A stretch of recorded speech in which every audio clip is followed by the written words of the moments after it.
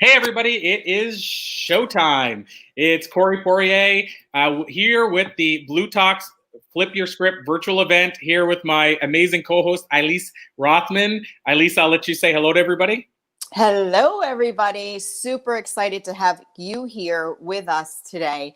It is going to be a super Monday, and the entire week is packed with incredible thought leaders, experts, and individuals who are sharing their seeds of success with us that we can plant in our life to start growing the life that we love here and now. And not only that, but the life that we love ourselves in. So, yeah. Absolutely.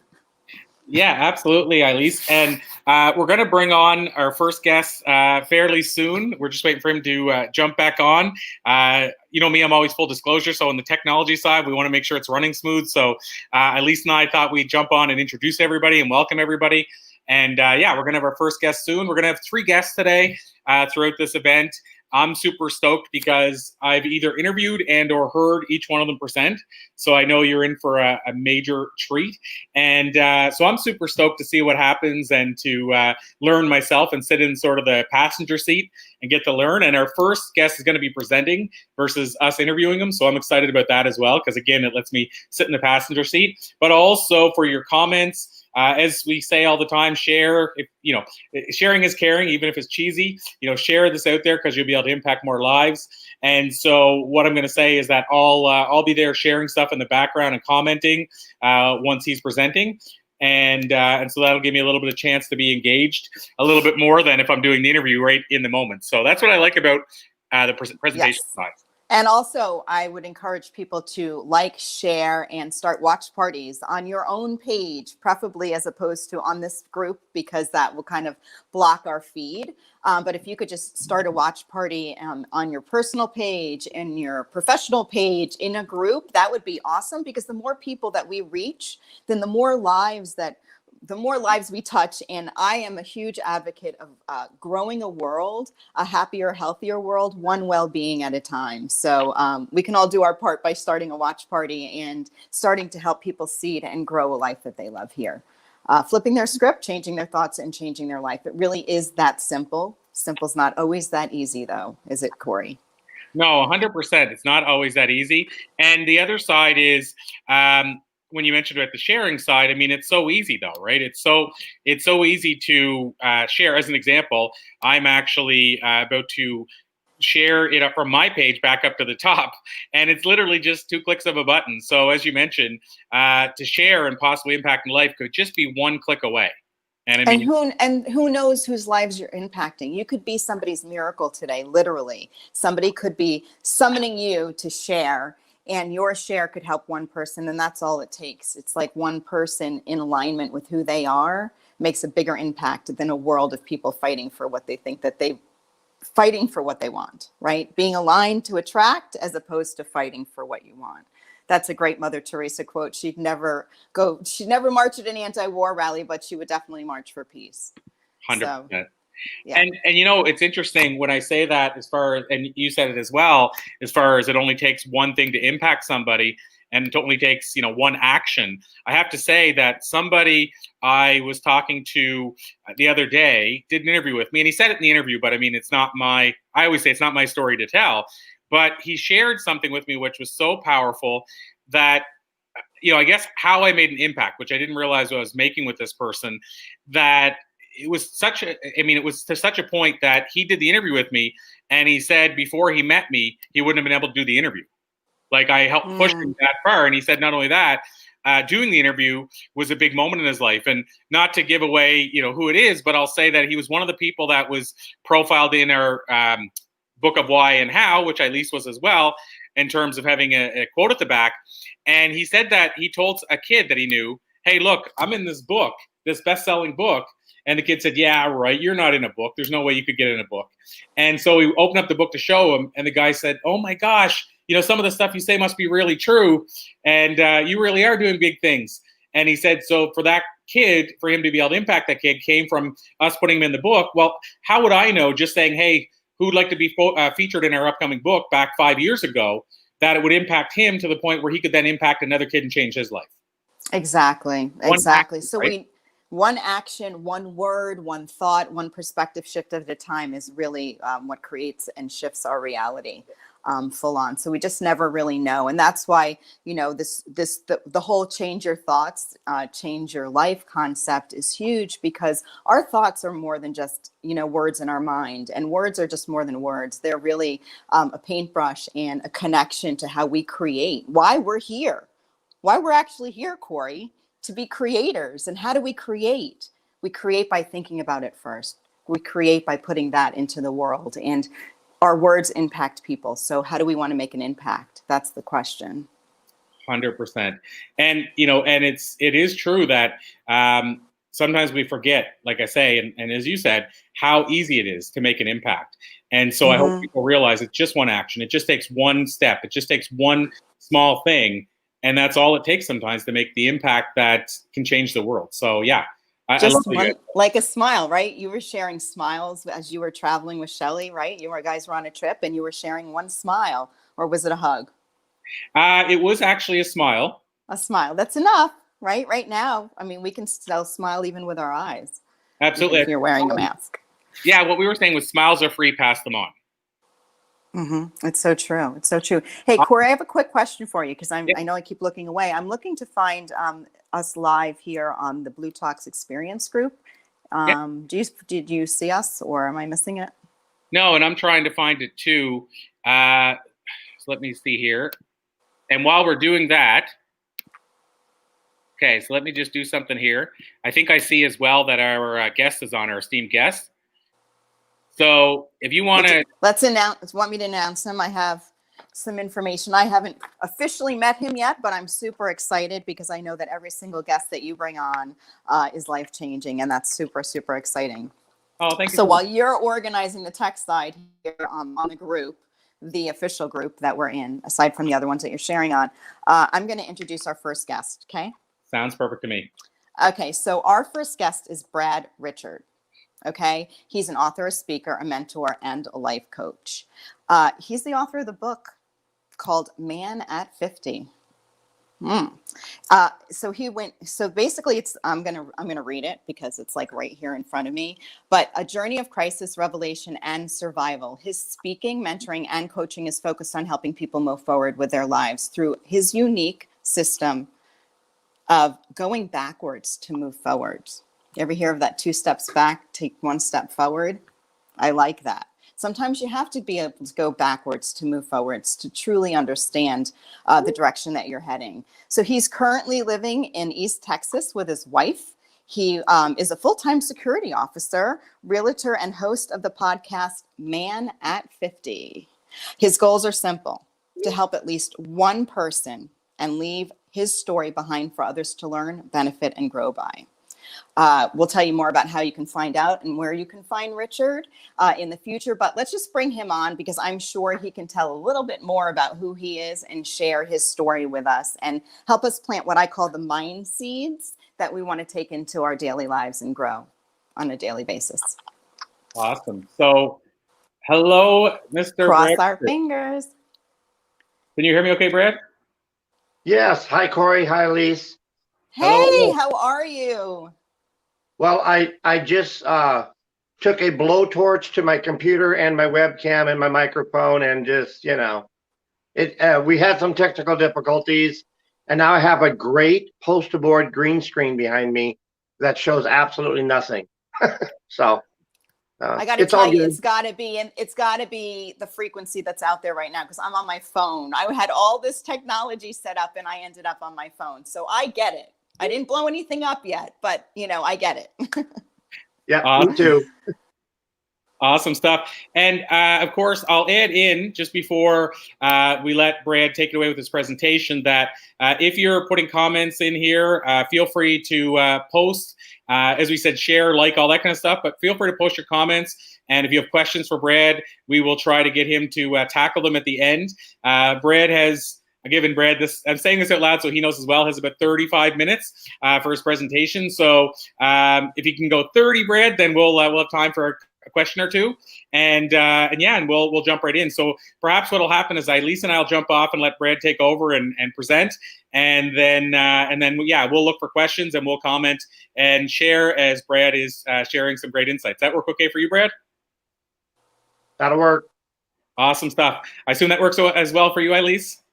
Yeah, that sounds perfect. I can do some sharing and back end stuff. Also, I just want to mention that if you want to share comments in the StreamYard as well, if you can link to StreamYard and give Facebook permission so we can see who's actually commenting right now, so on the side it says, attendee, but we'd like to know who you are and where you're from, share with us. This is interactive, so it's about forming a community and coming together. So yeah, we'd like to know who you are and where you're from.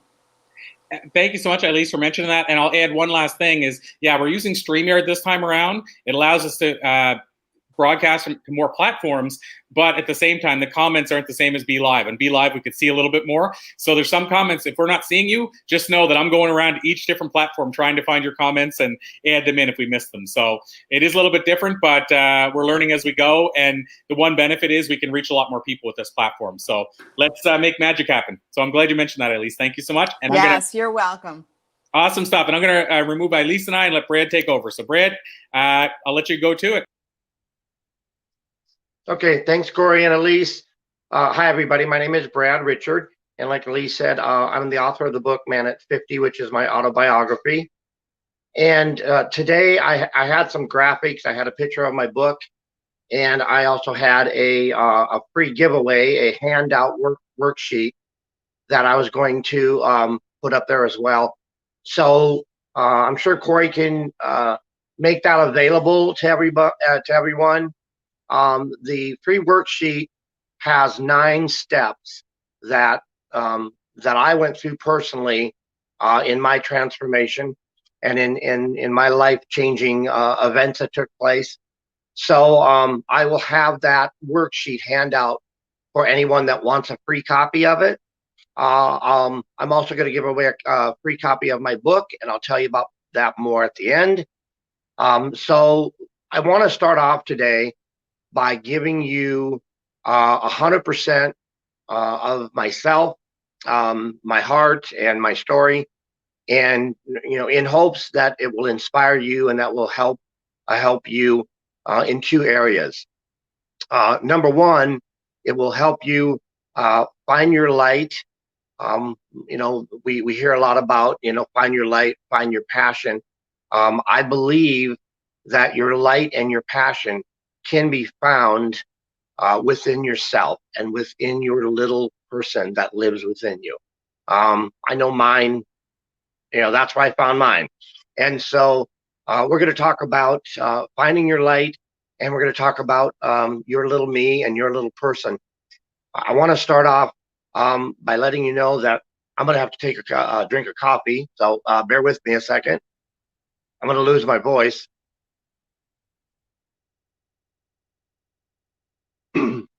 Okay, it's all good, and I want to start off with a personal story, and the message that I'm sharing with you today, I want to dedicate it to my father, to my dad. His name was Ernest, and he has passed away, and I want to start off today with that story, and then we'll move into your light and your little me. And how I believe with some simple steps, you can really make an impact and change the direction of your life. So I'll go ahead and get started with the story. I will try to get through the story. It is a personal story. It's emotional, but I'm going to try to get through it for you and for my dad.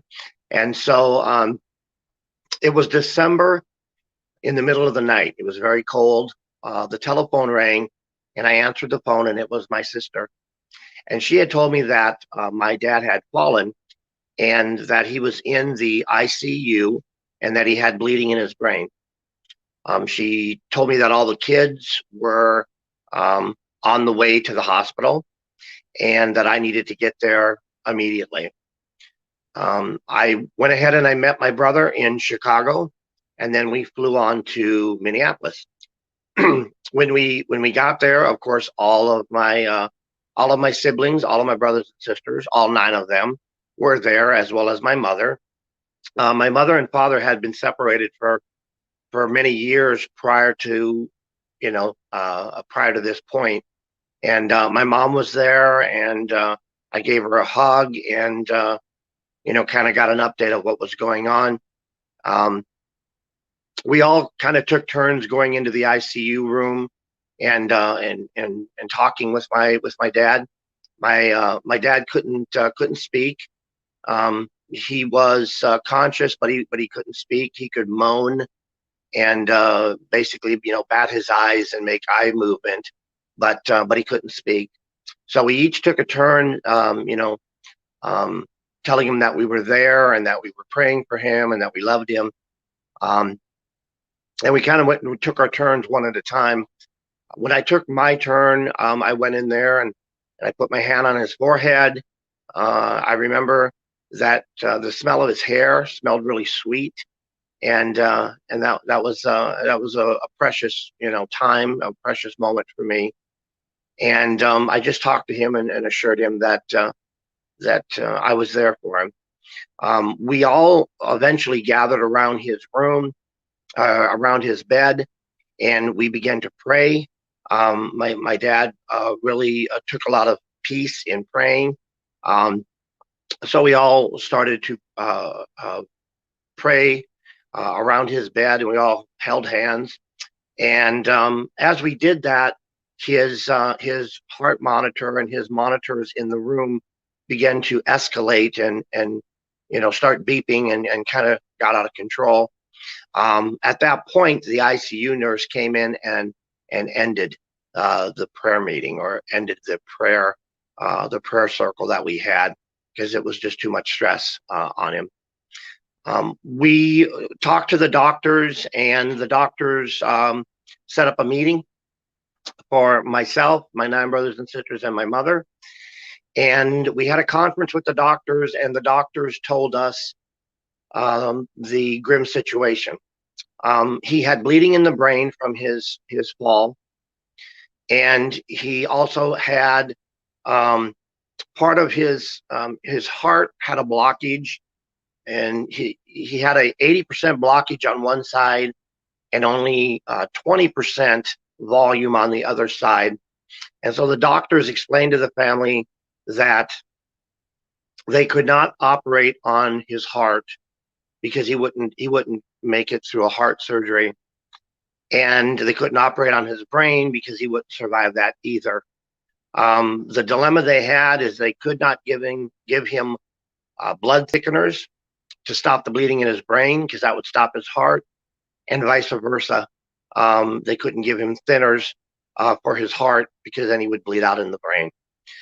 The family was faced with a very tough decision to keep him on the machines and to keep him comfortable, or to let him go and to let him pass. The family made that decision to let him go and to let him pass. And so they moved him to a hospice room. In that hospice room, the night before I left, the night before I flew back home, I went in to his room to say my last goodbyes. There was nothing I could do. They were going to move him to a hospice room and keep him comfortable. They did take him off all the machines, and this was my time to say goodbye to him. Now, the nickname that he had for me was his little buddy. And I went in and told him that I loved him, and that we would all take care of, that we would take care of Mom for him. And I told him that his little buddy would be just fine. And most importantly, I told him that it was okay to go, and it was okay for him to go find his life. This is a man that never found his life. He lived his life for others, and he never lived his life for himself. He never knew his little Ernie. He never knew his little person inside him, and he never found that light was within him. And so I gave him permission to go, told him that his little buddy would be fine, and that it was time for him to go and find his light. And with that, I left the room and walked down the hallway where I met my brothers and sisters and my mother, and said goodbye to them as well. And I left for the airport to fly back home. When I got back home, the doctors told all the family members that he would last 24 to 48 hours. And so when I got back home, I looked for a message, a phone call, an email saying that he had passed peacefully. They were giving him morphine and ice chips, and that was all he was getting. Just the ice chips to keep his throat moist and keep his lips from drying out. And so he had ice chips and morphine, and he was expected to live 24 to 48 hours. Day after day went by, and I hadn't heard anything, continued to get updates. And on the 10th day, I was notified that he did let go of life and that he moved on. My father was very scared. He had a lot of guilt. He had a lot of regrets in his heart. He had hurt a lot of people in his life. He had called me names that changed the direction of my life for many, many years. Whenever I showed him affection growing up or attention growing up, he questioned my sexuality.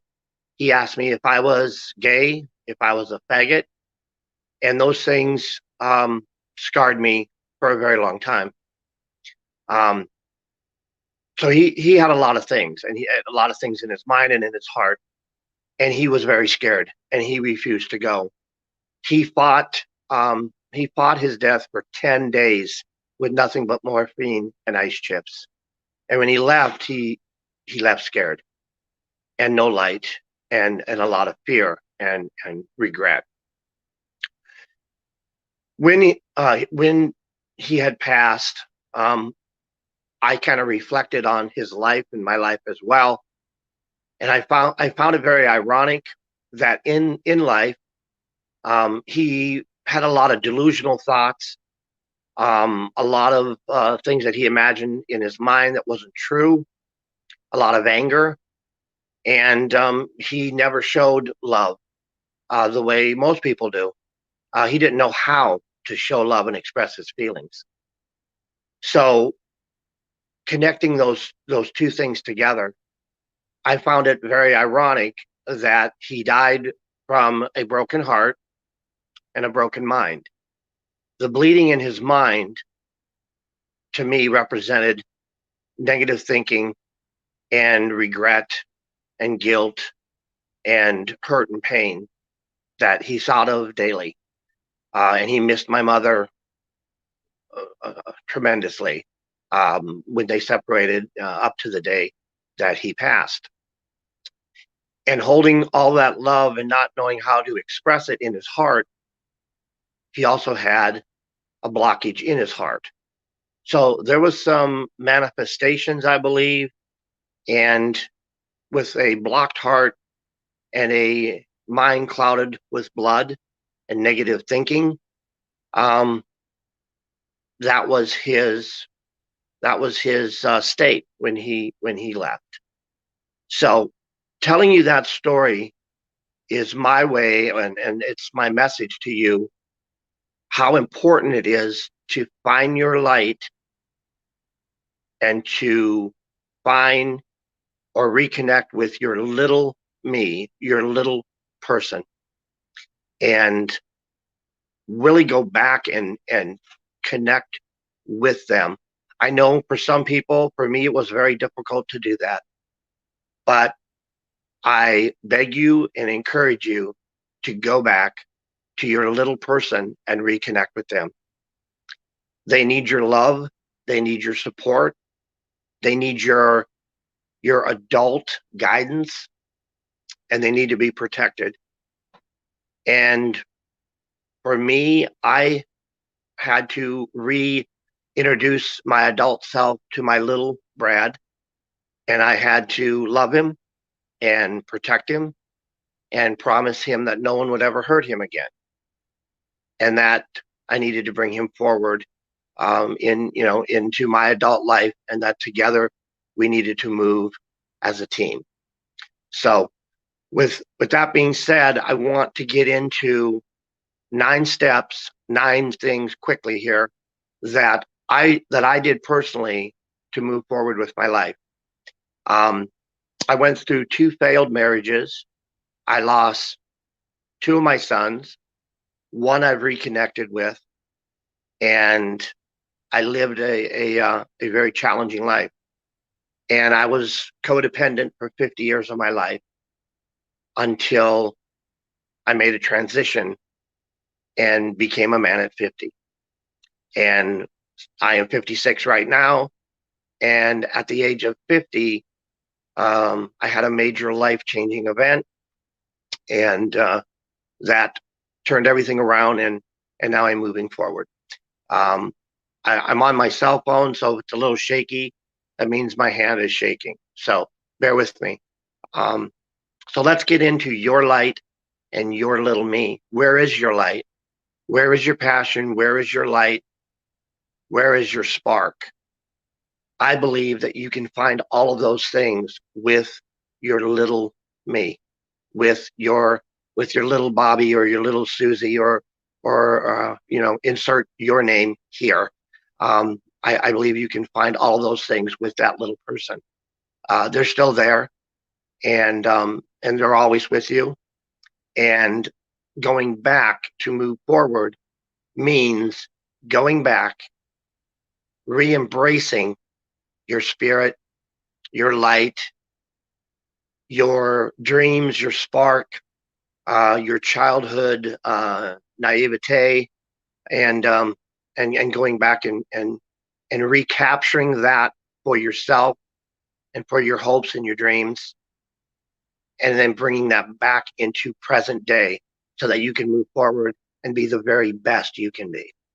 So real quick, like I said, I'm going to be giving this worksheet handout. The 9 steps will be on the worksheet handout. I'll be giving that away free. Hopefully Corey can attach it so that anybody can download it and have it for free. It's the 9 steps that I used and that I teach and that I use in my mentoring, and I want to give that to you today for free.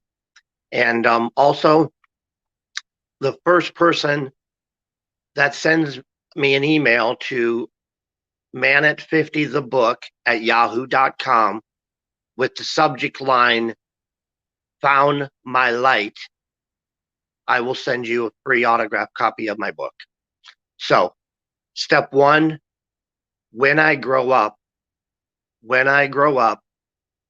I want to be blank. You need to answer that question. If you are doing today what you've always wanted to do your whole life, then congratulations. If you're not, it is time to go back and reevaluate that question and answer that question today as an adult.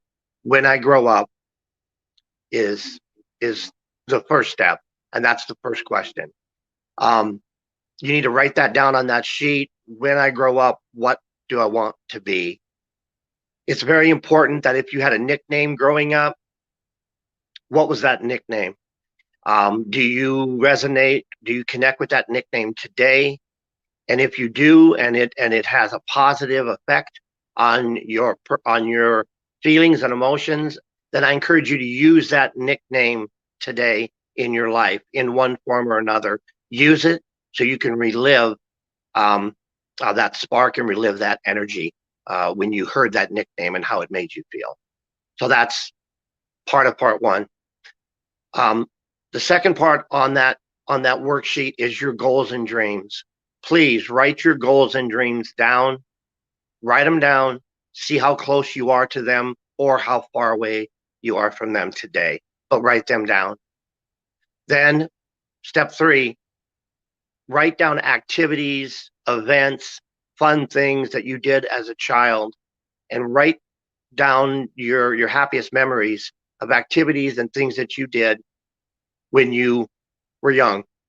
And I encourage you to bring those activities and bring those fun activities that you did in the past as a child, bring them into the present.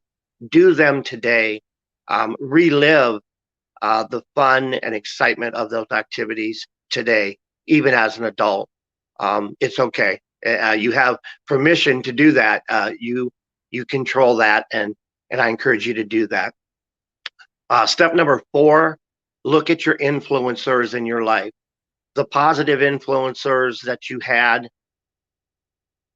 write them down, and how they impacted you and how they made a important part in your life.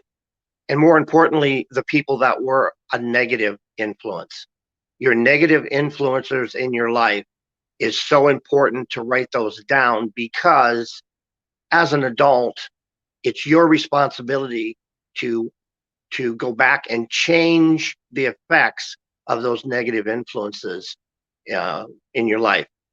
You're in control of that, and the negative influences that you experience from other people, you have the power to change those into a positive and go in the opposite direction that they said you were going to go.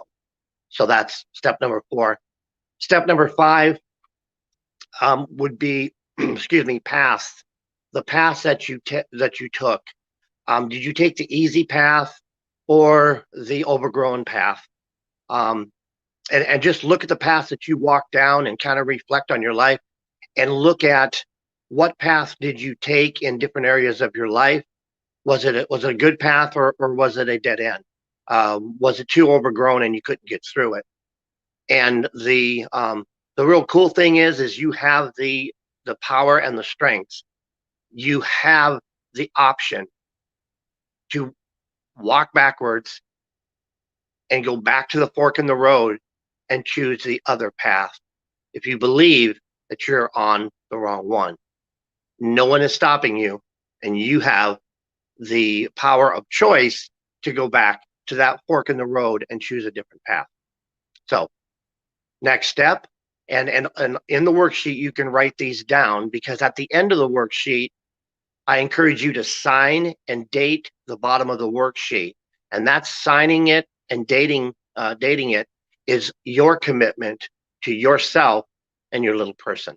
So when we get to the end, you'll have a copy of the sheet, and you'll have all these steps filled out for you personally, and then you'll commit to yourself with a signature and a date. And that is where you can start a new direction. So after paths, we have choices. And choices, once again, are similar to paths, but look at the choices you made. Did they serve you? Did they get you closer to your dreams and goals? Did they make you happy? Did they give you that excitement that you once had as a child? If not, once again, you have the power to choose differently. You can always re-choose, and you can always undo a choice by making a different one.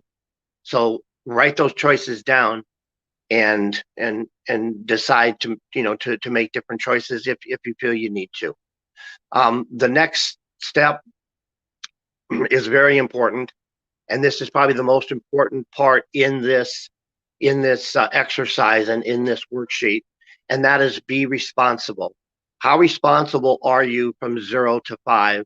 0 being irresponsible and 5 being 100% responsible.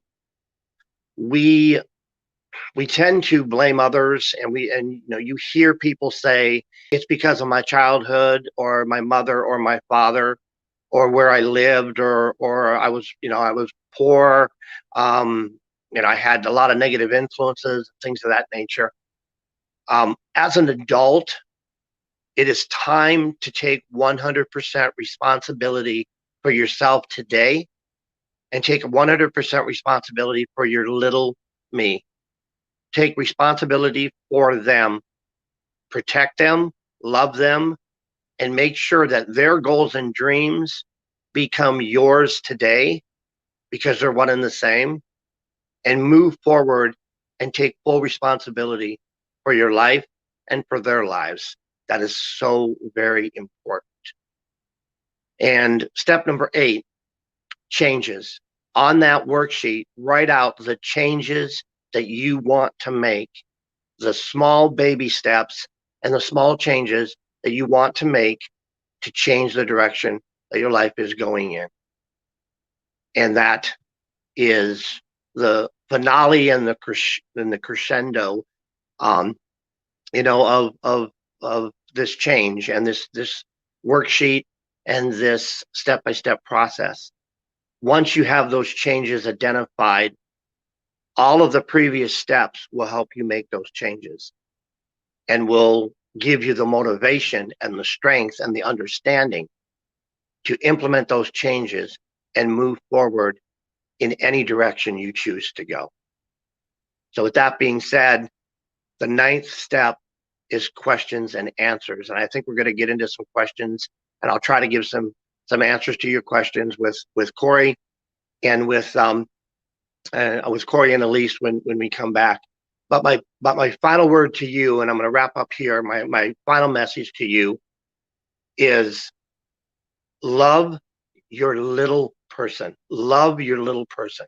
Your light, your passion, your hopes and dreams are within you, and they are holding on to those. They're waiting for you to act. They need you to act. You're the adult. You're the responsible one. Love them, protect them, and go find your light. Love to all of you. Thank you.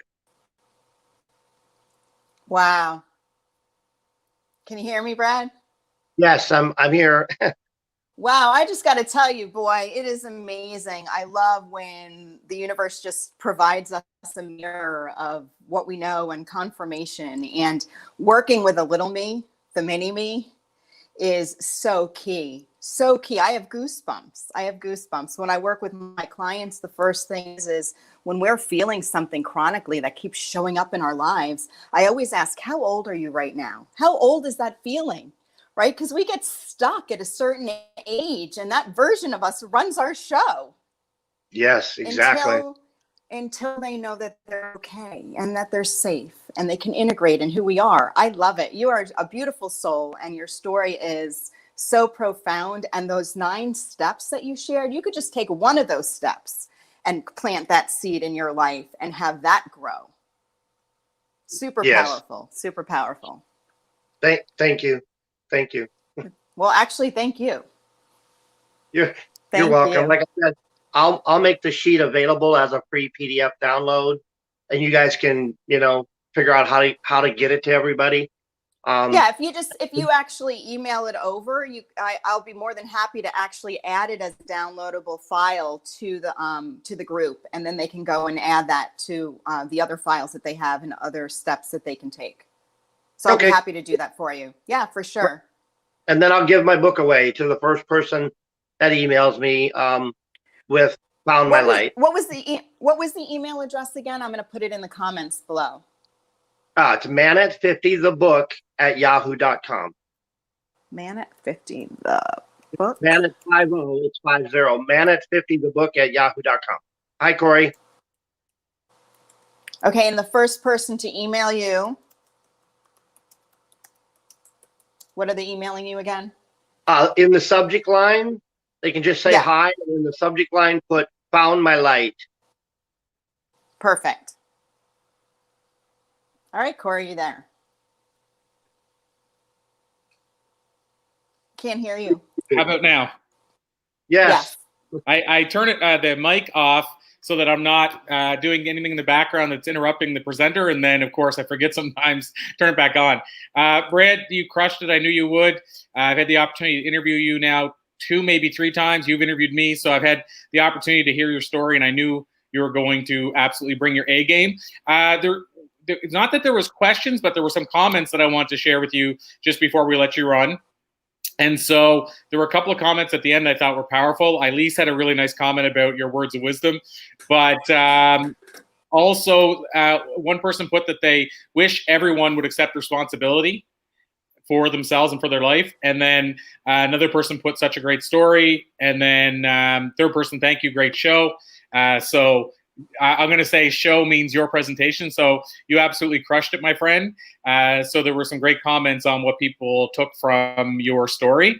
And as this sort of keeps going, the momentum keeps going today, you may still want to watch for questions, because sometimes the questions will come on the replay or after, of course, as soon as you walk away or disappear, then we'll get a question for Brad. So just keep an eye on the comments. We are running right now across multiple platforms too. So, Brad, if I see something, I'll let you know, because we are, as I mentioned earlier, we're on LinkedIn Live, we're on YouTube, we're on probably about 9 different Facebook platforms or groups.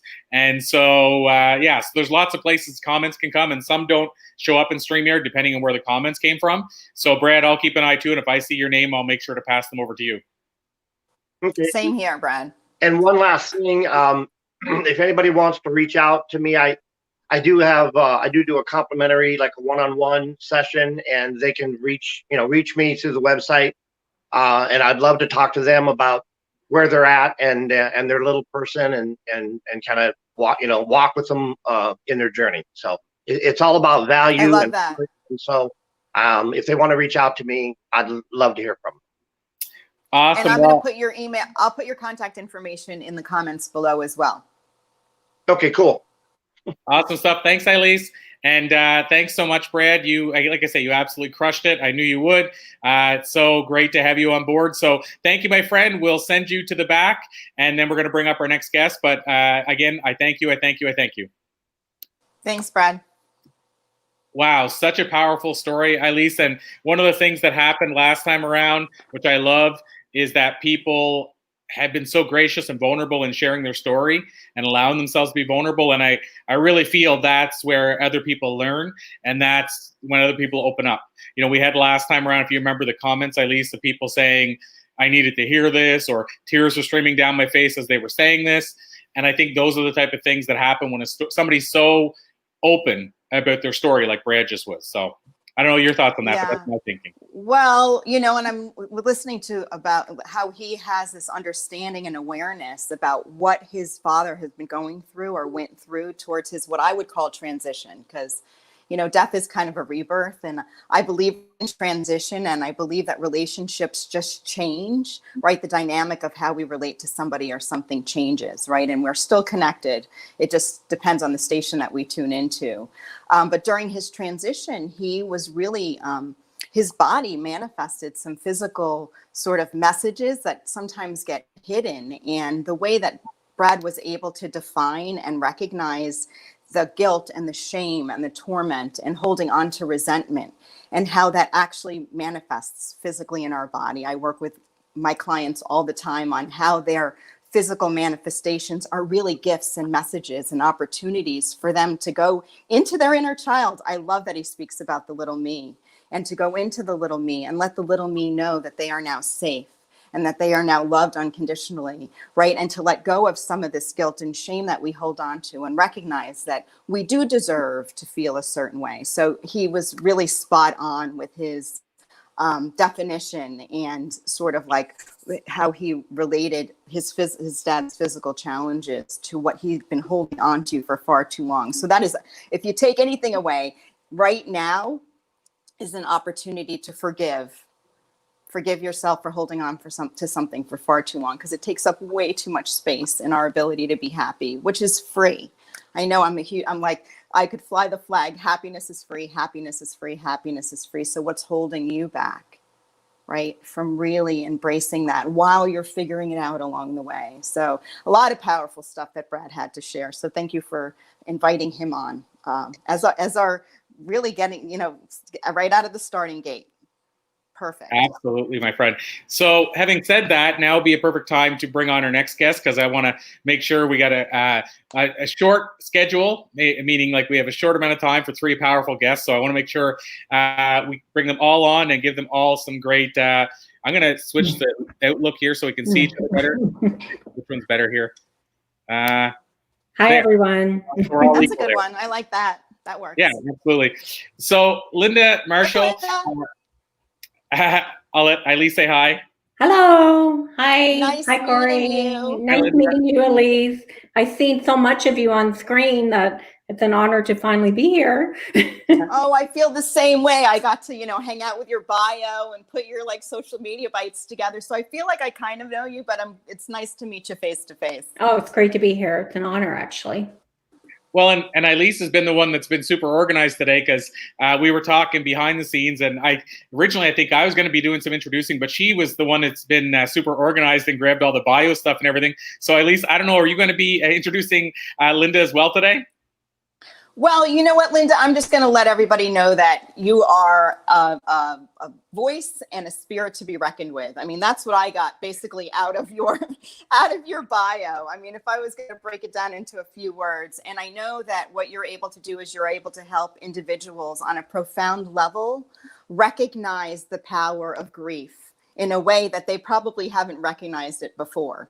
Am I okay in quoting and creating it that way? Absolutely. Right? Absolutely. It's all about perspective. And so you have been able to, through writing books, as an entrepreneur, a life coach, a trainer, a speaker on so many platforms. I think ultimately what you're doing is helping people recognize that when we experience grief, there is an element of joy in there somewhere. Otherwise, we wouldn't be grieving to begin with, correct? So right. You are the expert at helping people really come through very challenging times. And I'd love for you to share a little bit more on how you do that and the story really as to where you were and how you are right now here being able to share these gifts with others. And I'll add too, at least, that Linda's going to be doing a presentation for us as well. So I think some of that'll probably come out from that. And not to interject, Linda, I didn't mean to steal any thunder, but I was going to add one quick thing too to her bio. She also has one of my favorite book titles in the history of books. Her book title is "It's My Grief and I'll Cry If I Want to," and that is, there you go. And that name is a special place for me because when I was a kid, growing up at my grandparents' house, listening to records, one of the songs that they always put on was that "It's My Party and I'll Cry If I Want to." So anyway, so I had to add that in because I always think of your book every time I think of that song, and vice versa. So awesome. Cool. Well, I think we're going to let you take it away if you're okay with that. Because Lisa asked me questions, so I figured, well, maybe we'll just let you run with it from here. Okay, so in a few moments, I'm going to pull up a shared screen because I think some pictures and things like that will kind of help you relate to my story a little bit more. But yeah, if you want to, I'm ready to take it away. All right. Well, how about we'll jump backstage and let you take it away, and then we'll see you in probably about a half hour. All right. Awesome. Hi, everyone. Like I said, it's an absolute honor to be here. I have got on stage a few times, but I have to be 100% honest with you. This virtual stage, this is my first time doing it virtually. I think I was more nervous about the virtual part than anything, thinking, oh God, something goes wrong. But I think I'm good and I'm in good hands with Corey and Elise. Just to kind of start off a little bit, I'm going to share my screen in a moment, but I want to share a little bit about myself. I have a loving husband right now, and honestly, I have a perfect life. I've never been happier spiritually, emotionally, financially.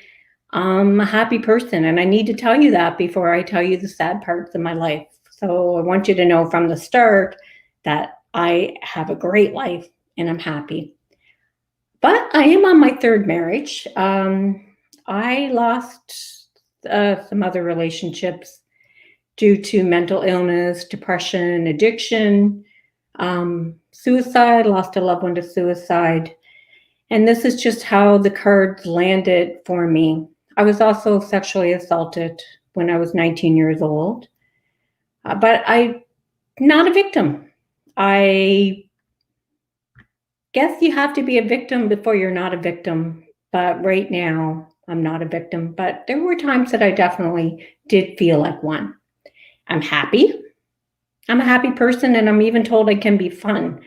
That's what I'm told, anyhow. It's a little hard to be fun when you're talking about grief. It's a subject that most people just kind of run away from, not something they want to really talk about. But guess what?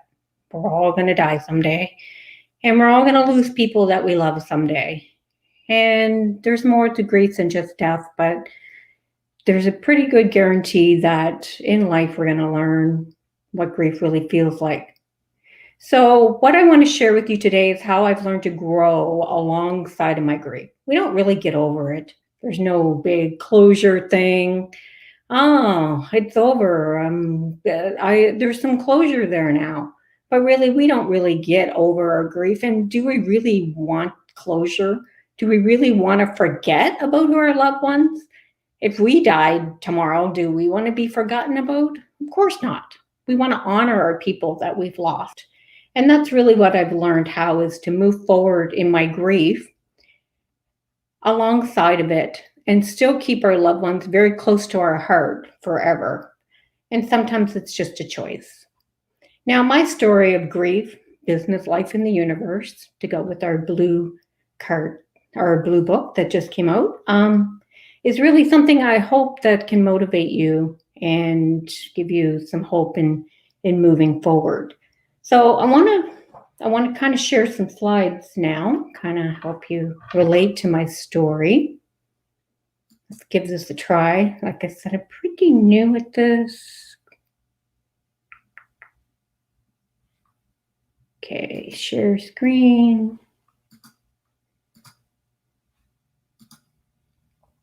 All right.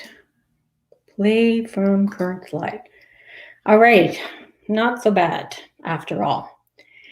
This was just a little quick snap of my past, I guess you could say. I was born in 1966. It's great to know kind of where I came from. I was raised a country girl, lots of farms and chickens and cows around me with my parents and my two brothers.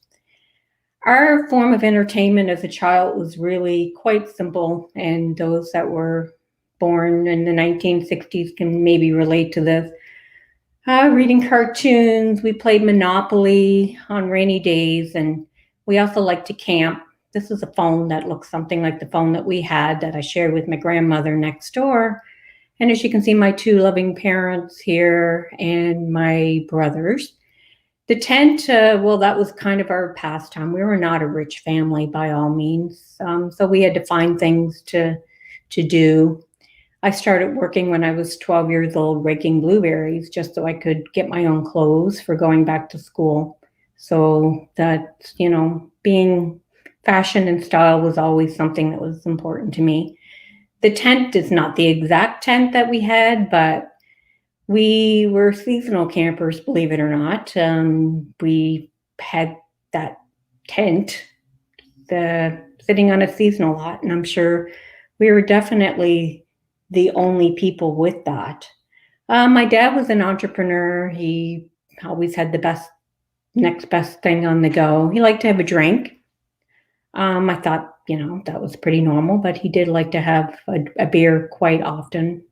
Thankfully, he was, I guess you could call a fun drunk, not really mean or anything like that.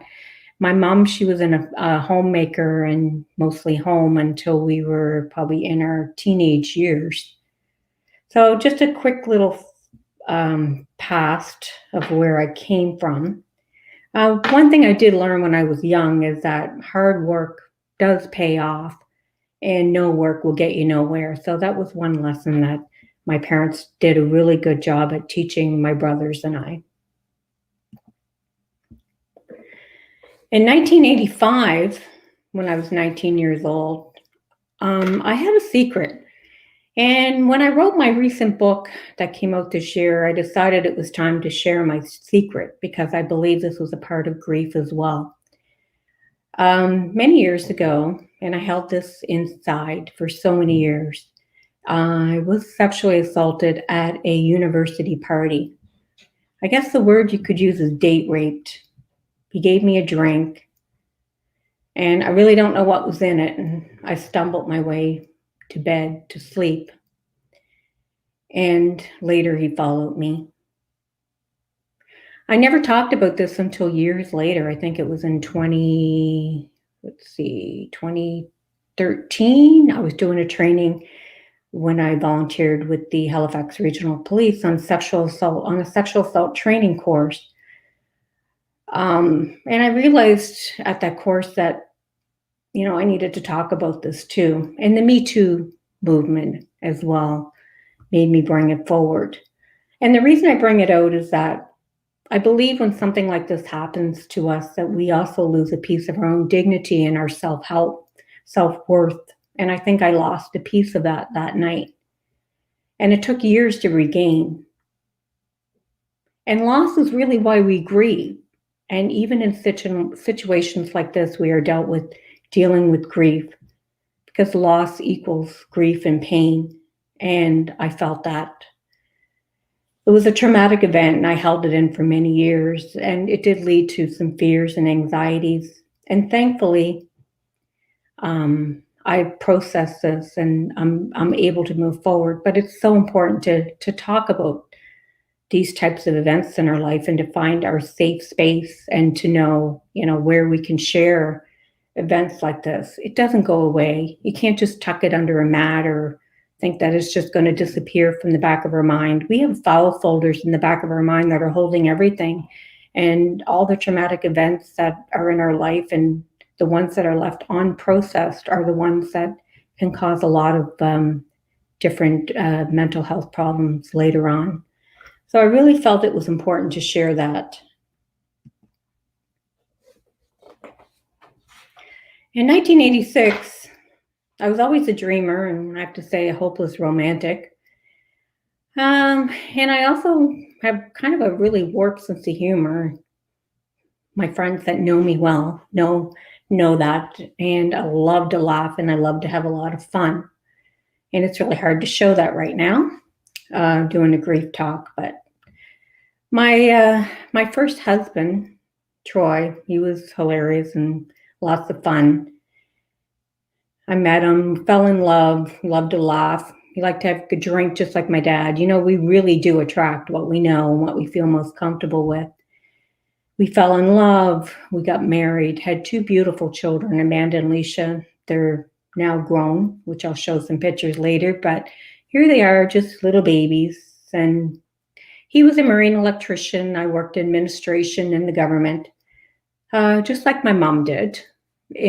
Back in, I guess, in the 1980s, when I was graduating from high school, it was really like, my life was kind of like, get a man and let him support you. And that was the way it was back then. I'm 54 now, so it was a generation thing. It was just the way it was back in the 80s. But that didn't sit very well with me. I kind of took the path I was told in the beginning, but I knew I was on the wrong path. And I knew that there was so much more out there for me. And I was determined that I was going to make some changes, and make changes in my own life first, so I could make some changes in the lives of others. We stayed together for 13 years. The first few years were really good. There was some drinking, and really it felt pretty normal. And I think we related back a lot to our childhood, because, like I said, my dad liked to have a drink, and I really thought it was pretty normal. But I was feeling pretty unhappy looking after my young children alone most of the time when my husband didn't come home from work. And things really got worse as the years went on. So one day my husband asked me, what was it like to be married to a drug addict? And he was addicted to prescription painkillers. And I would say probably for about 5 years of our marriage. And probably a few years before that, it was the alcohol that was a big problem. So this was really most of our marriage. Addiction was a problem. He lost his job, and we couldn't pay our bills. My husband, he was a drug addict. There was nothing I could do about it, even though I tried everything in my power to get him to get the help that he needed. But unless you're in it, it's hard to understand the power of addiction.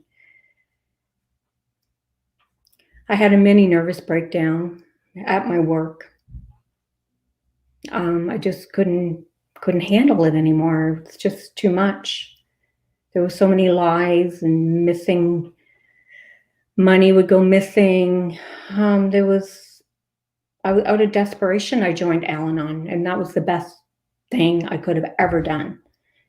It took me 2.5 years, and I stayed in the marriage for 2.5 years after joining Al-Anon, and it took that much time just to get the strength and the courage to leave. I had really become sick myself with codependency in the relationship, and I needed a lot of help and growth myself. When I first went to Al-Anon, I thought, I was just going to go in there and they're going to tell me really how to get rid of him. I had just had enough. And when I got there, it wasn't quite that way at all. It wasn't about getting rid of him at all. It was really about fixing me. And that's when I realized that my focus really needed to come away from his addiction, and my focus needed to go on to myself. So I finally left, and I was broken. We were broke. I was broke, and my heart was broke. I still grieved. I grieved the breakup of my relationship. I grieved that my children would not be with their father. And I also grieved the man that I fell in love with and thought I was going to spend the rest of my life with. And he had become someone that I no longer knew. That person did not exist anymore. Also, within those first few years of the breakup, there was a lot of grief in our family. My husband's parents tragically died as well. They were both instantly killed crossing the street by motorcycle. This was very hard on my children, losing their father to addiction and their parents or their grandparents to a tragic car accident. It was very difficult. What I learned is that life is really hard sometimes, and things don't always go as planned, but we can gain that strength and the courage to make choices for our future. I don't regret my marriage, not one bit. I have my daughters, I have my grandchildren, all because of my ex-husband. I don't hold any anger towards him. I've long forgiven him. He still has not gotten well, to the best of my knowledge. We don't really keep in touch. I also gained a lifelong bestie friend, my sister-in-law, Deanna. We've been friends for over 30 years now, and the breakup of our marriage did not stop that. And she's also married to my cousin, my first cousin, Brent, who's very much like a brother to me. And all of these wonderful things have happened just because I was married to my ex-husband.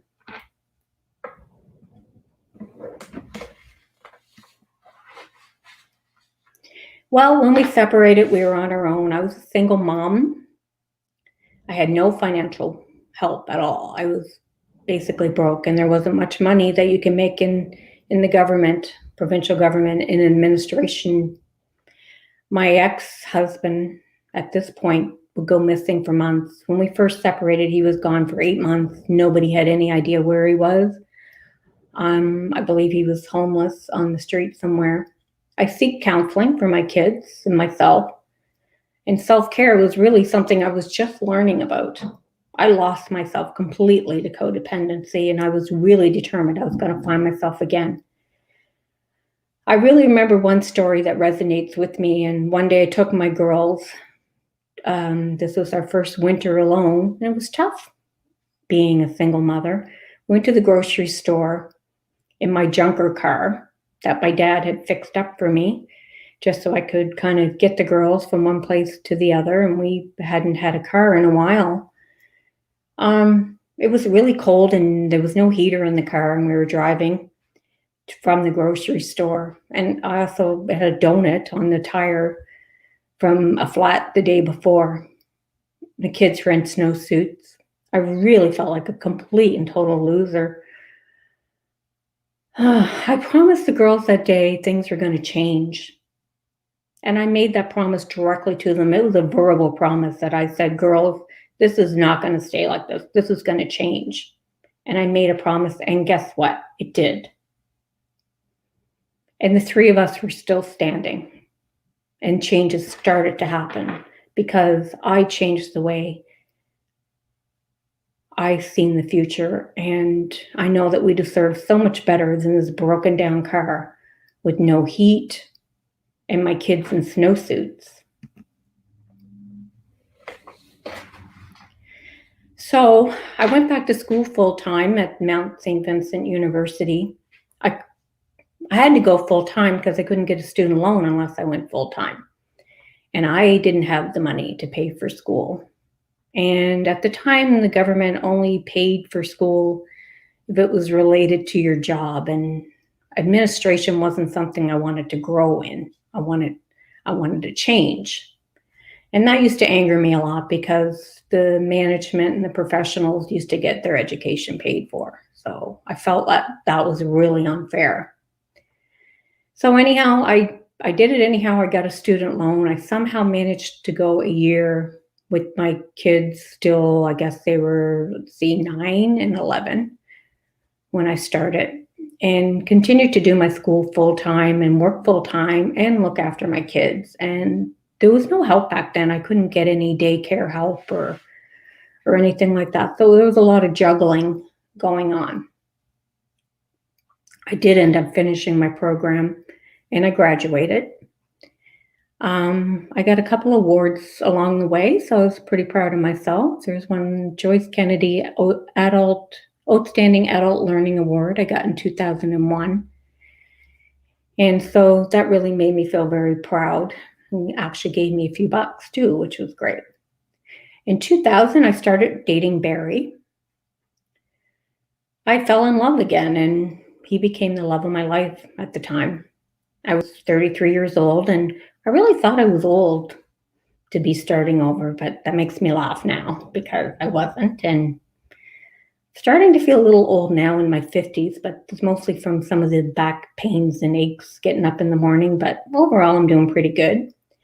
Barry was absolutely hilarious. He had the most craziest sense of humor. And this picture here is a picture of us when we went away and had a little vacation in Hollywood. We had lots of fun together and did some traveling.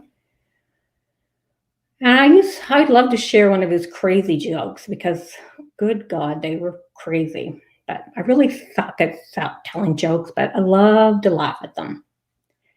But in 2001, Barry was transferred to Ontario. And I really thought this was late 2001, I thought our relationship was over.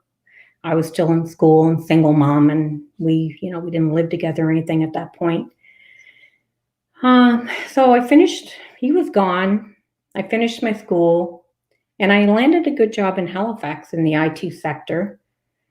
And Barry and I somehow managed to survive the long distance thing for a couple of years, a lot of traveling kind of back and forth. And I landed this great job and my money went up, and I left the provincial government to do this. I actually took the risk and left as a temporary employee at this company with no benefits. But the money enticed me, and I felt like this was something I just had to take the chance to do. And I really wanted to do this job. There was a lot of pullback from family, and nobody knew about the fact that it was actually a temporary job. So this was the first time I'm publicly saying that, but it wasn't long. I knew I was a hard worker and I could make it happen. And it was only 6 months later that they decided to keep me as a permanent employee. So eventually I did get transferred in 2004 to Ontario and built myself up. I switched jobs a few times and kind of moved up the ladder a bit. And within a few years, I was making 6-figure income. And I was very proud of that, from going from, I don't know where I'm going to buy my next grocery order or where this ugly looking car is going to go, to making a 6-figure range. But I did it.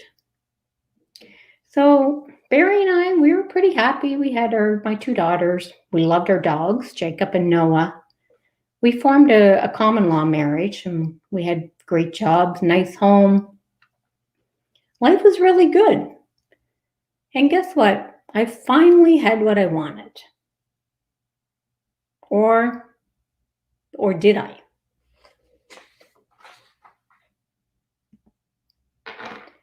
There was a dark side. Barry suffered anxiety and depression, and OCD was most noticeable. I did love him dearly, but his mental illness was taking over. He always controlled his mental illness by medication for 18 years, but the doctor decided to update his medication. He had been taking it for a long time. And suddenly the medication no longer worked and it spiraled out of control. And nothing seemed to be working. Barry started missing work and he lost interest in things that he loved to do, like going to the gym. He slept more. He even cried more. And he was never one that really cried, but he did now. He was trying everything to get well. Depression was taking over as the anxiety was just going on for so long. Untreated anxiety was turning into a very serious condition of depression.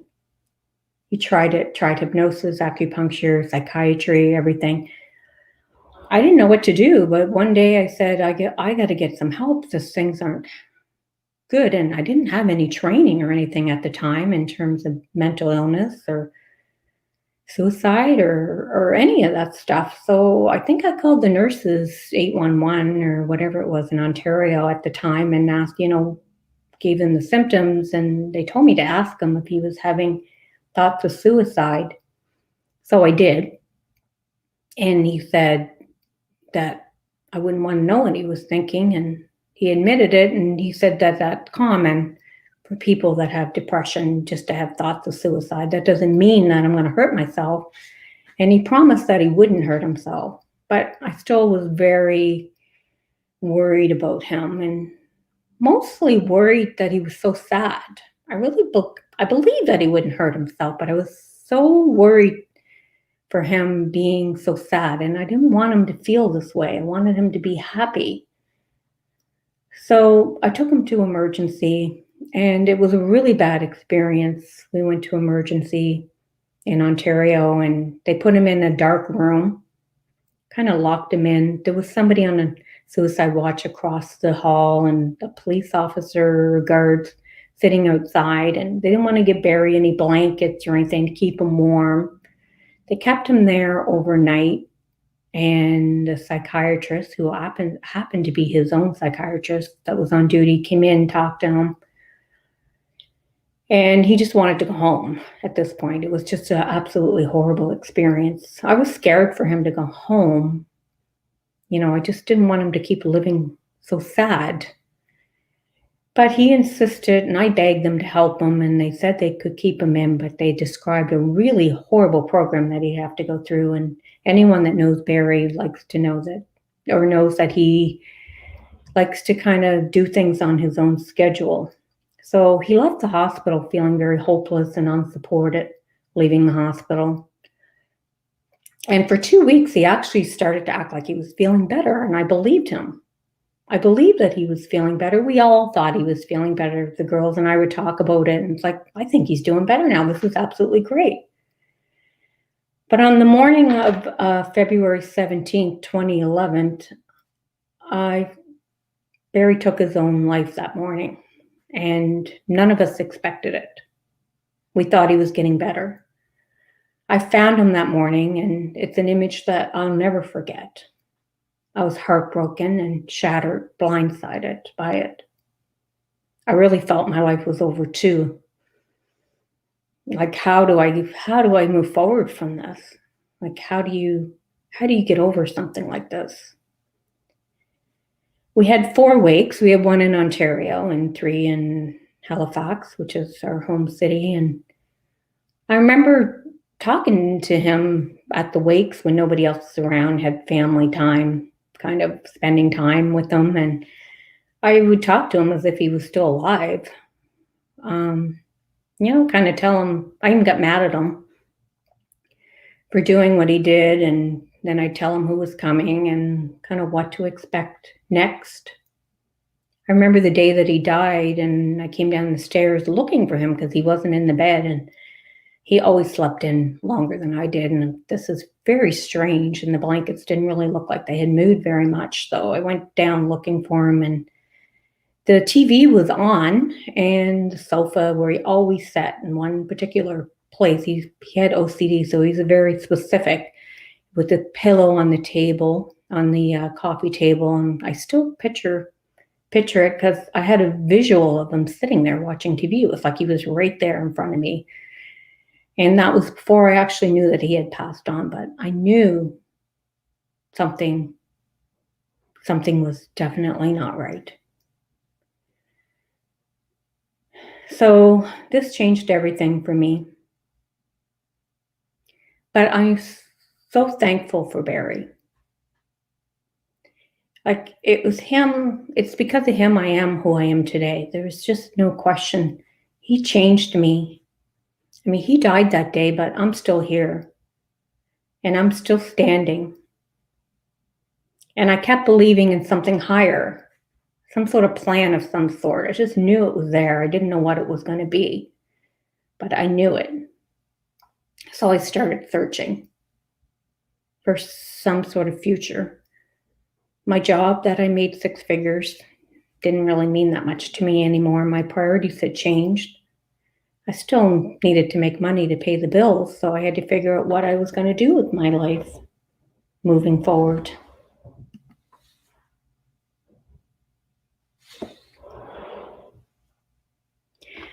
So this is just something that I often share, and I do share in my book.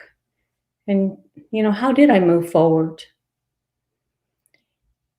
Well, this is kind of what others would see in the beginning. And I wore a mask, and I actually had this mask right here. And I use it on stage. And I wore this mask, and on the outside, I was still smiling and getting along and being my social self that I am. But on the inside, I was hurting like hell. I was still crying. I had waves of pain. I felt so many emotions and in no particular order. Some people ask me, what about the stages of grief? And I'm like, there is no stages of grief. Don't ever think there's a stage. Your emotions are all over the place. You never go from stage 1, stage 2, stage 3. It just doesn't look that way. It doesn't work that way. There was a lot of emotions, and there's a lot of changes too. Meeting new people, like suddenly people were kind of coming out of the woodwork that also lost people to suicide. And I went to some survivor suicide loss meetings and stuff. I realized, this was more common than what I thought. But it was the first time I had ever had to deal with suicide in my life. And I just really kept my mask handy. So on the outside, I looked like I really had it all together.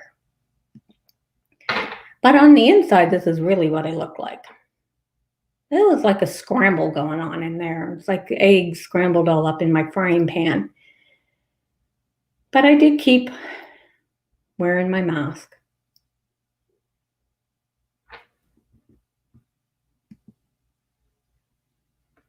I share this in my book.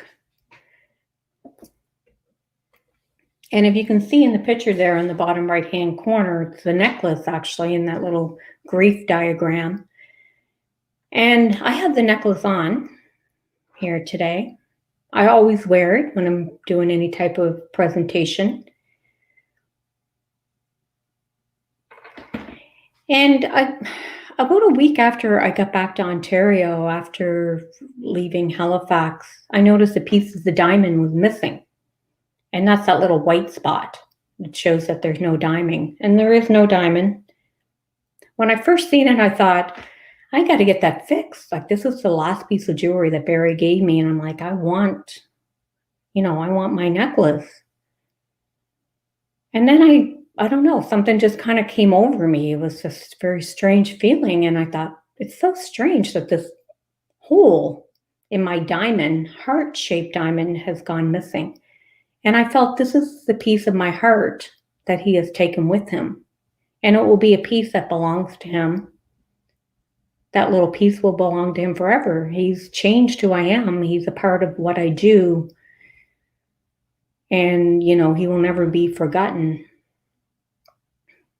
And I've made sure of that in the book as well.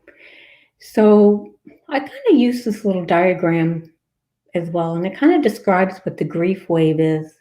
And it's really something you just never see coming. The picture there of the eyes is one that my dear friend's daughter, Jackie's daughter, Abby, drew for me. So I like to include that as well because it really shows the emotion that we feel. I think one of my pictures is kind of covering the teardrop, but there is a big teardrop there as well. So all the other pieces of that diamond in my heart are really pieces that represent how much more love I still have to give in life. And then that piece that's gone will never be recovered. It just will always be there. And I'm okay with that. I have learned to live with my grief, and I know when the waves are coming. I'll kind of walk you through it a little bit and how it kind of represents. So grief is really triggered, and that grief button is that hole in my heart that was left. So sometimes some things can trigger our grief. You know, it could be birthdays, anniversaries, special events. Just, you know, sometimes it's just a song or just small little things that remind you of your loved one can trigger the pain in your heart. And that pain hits that hole in your heart, that hole that's been left there, and it can be disturbed at any time. So the hole gets bigger and it feels it, and you can see the hole in the middle of the heart. It just expands to the point where it causes a great deal of pain, almost as if the grief had just been there yesterday. And it can hurt like hell. It's you know, a broken heart is not just a saying, it's a real thing. And those that have experienced this know that it is a real thing. Your heart hurts, and your heart and your mind and your soul are all connected. But once it leaves, the pain leaves, then your grief hole kind of shrinks back down, but it stays there. It just stays there, and it waits until the next time that something will trigger that. Now, as time goes on, it just gets less and less, sometimes shorter. The wave is shorter, it's not as long, it may not be as intense. And sometimes you can go years and maybe not feel any waves at all. You're feeling pretty much at peace. But something can come and it can kind of hit you at any time.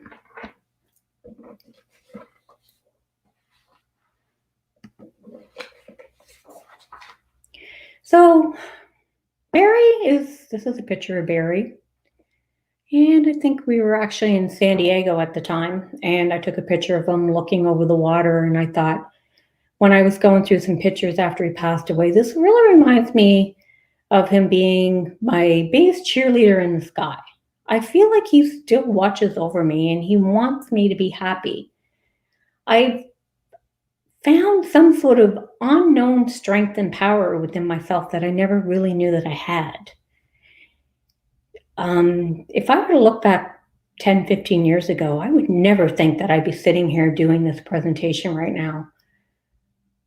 I still feel like sometimes he's right there beside me, and I definitely feel like he's with me today. There's just no question that he's here rooting me on. Suicide is really a very complicated loss, and anyone that's lost a loved one to suicide knows that. There's so much shame and so much guilt, and you know, you just don't want to, you're so embarrassed. You feel like, you know, what did I do wrong? Like, why couldn't I have saved him? Why couldn't I have seen it? It's just so hard, you know, to let go of that guilt. It's sitting on your shoulder, and it takes work. And part of that is sharing and finding that safe space and somebody that kind of coach you along the way. And I found that very healing, that I'm able to actually coach people myself that are in these situations. It's so important to be able to talk to someone that understands this type of guilt and this type of loss. Barry really wanted to live, but he lost hope. And I was left carrying all the guilt.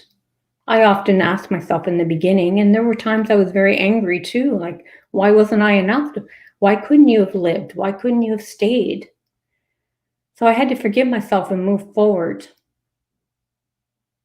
I know I have accepted this, and I know I have forgiven what has happened. And back then I had no training and no experience. I since then have become a trainer, an assist trainer, and I'm at a master level now. And I teach people assist. If anyone knows what that means, it's actually suicide intervention course.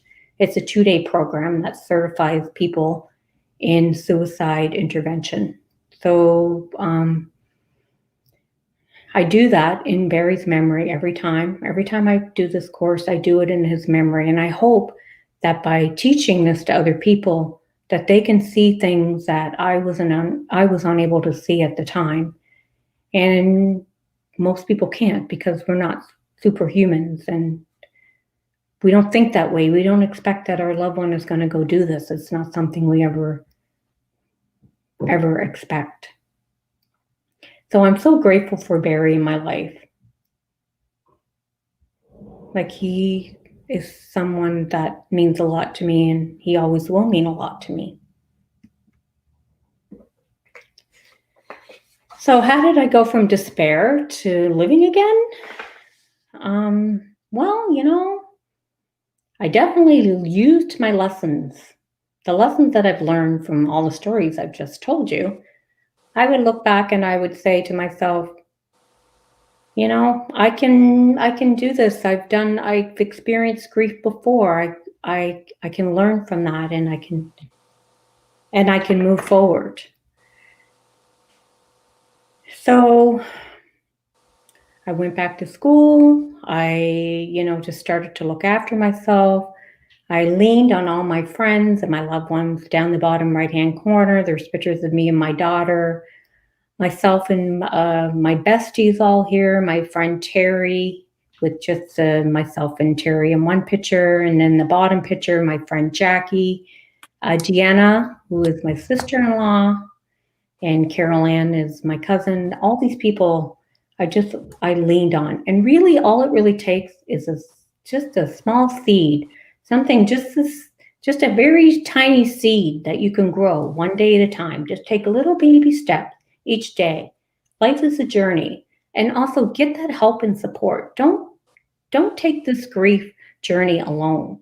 You don't have to be stuck in your grief. I see so many people stuck in their grief that it just breaks my heart every single time. You do not have to be stuck in your grief. You need to learn how to love yourself and how to grow alongside of your grief and honor your loved one. Trust me, your loved one wants you to be happy. They are still here in spirit and they're watching over you. So don't be sad for them. Be happy for them, not sad. I have never been happier in my life right now, mentally, physically, spiritually. I have so much love and support around me, and I'm very thankful for that. Well, my life didn't stop yet. We have to keep moving forward. I met John, and only because I met Barry, and I met Barry only because I met Troy. Do you see how this universe works? It's so very powerful.